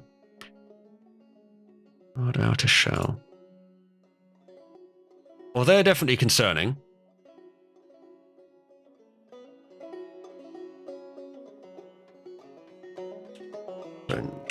Try to scan the orbs, determine if they might be dangerous. I mean, they shouldn't be if they're on the space station. Orange begins to scan the orbs. She determined that while they do emit energy, they do not seem to pose a significant danger.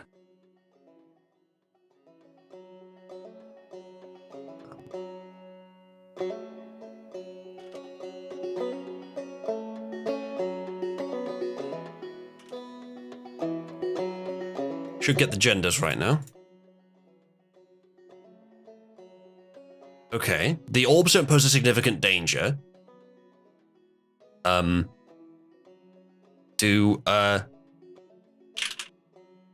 Continue searching for technology and resources in the structure.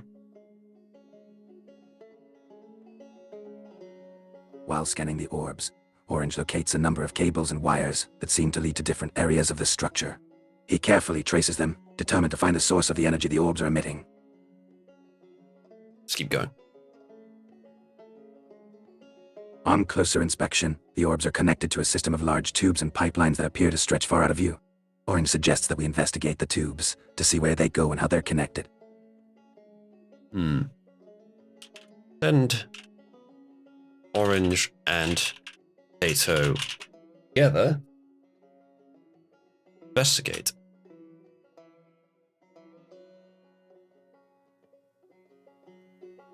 Now on the ground of the structure, Potato and Orange search for anything of value.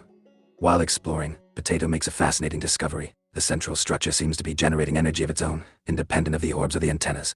She suspects that the tubes are somehow connected to this source of energy and suggests that we continue our search with caution. I mean, generating energy is hardly fascinating, but if there's no fuel, and it's still doing it, that's fascinating. Try to find how energy being generated and the... Oops, I spelled that wrong. Sure it's going to matter. Examining the structure, Orange notes that the orbs seem to be collecting and emitting energy, which is channeled through the tubes.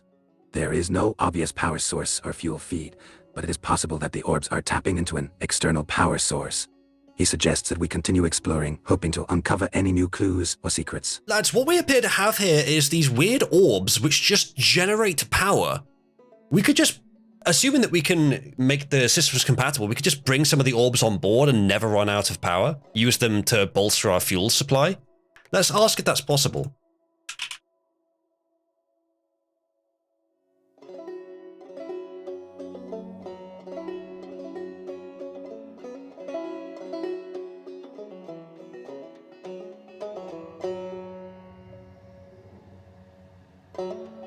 It is unclear if the orbs have any permanent supply of energy.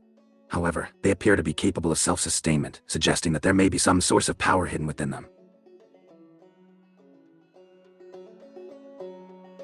Yes, orbs, indeed. However, there are also risks involved in experimenting with such potentially unstable technology, and we should proceed carefully. Yes, but I think it's worth the risk if we can get it working.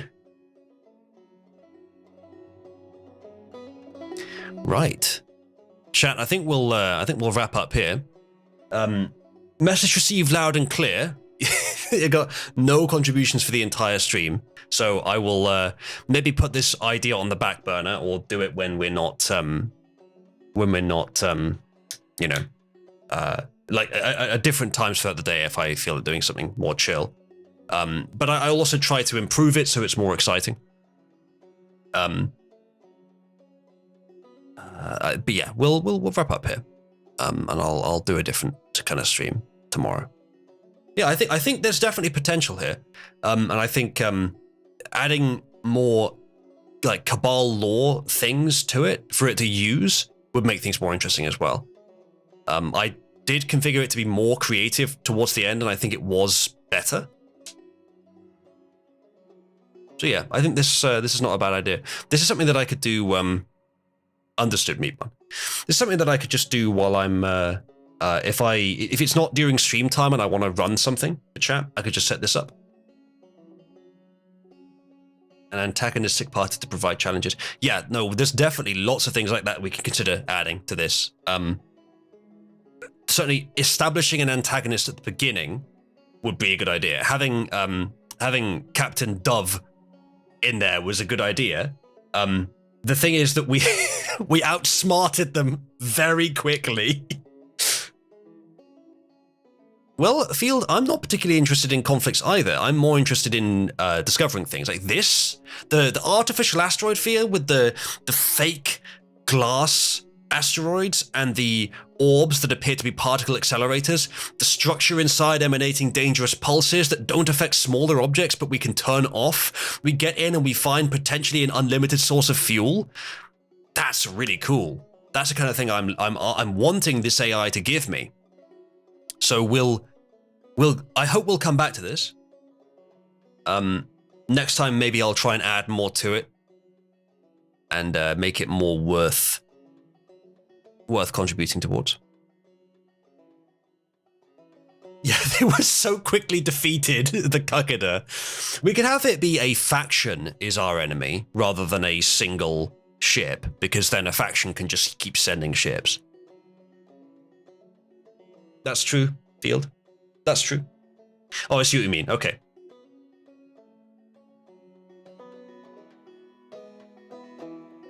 All right. Well, I think I am looking forward to continuing this, but we will wrap it up there for now. And I will go and poke the doggo. It is weird that he didn't complain when the light was off and the green screen was back, so he could see me. Maybe that was the problem. Anyway, the Mercs could be our enemy. They could be, but we don't know where assuming that the Mercs have a ship in this system, it might have left already. But they're certainly not in this asteroid field.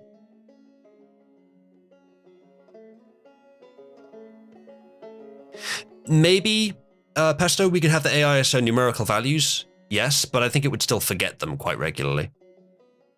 The ABRL, the Anti-Block Rape League. Yeah, maybe. Yeah, I'll definitely consider that for next time. I could have, we could have an entire stream or something, chat, where we just develop this idea. No, it wouldn't be like an actual stream. It could just be something that I do as a small event where we could develop this. There's definitely potential here, though. Yeah, I enjoyed this a lot. All right. We'll continue this another day. Thank you for joining me, chat. Enjoy the outro music. I'll see you soon.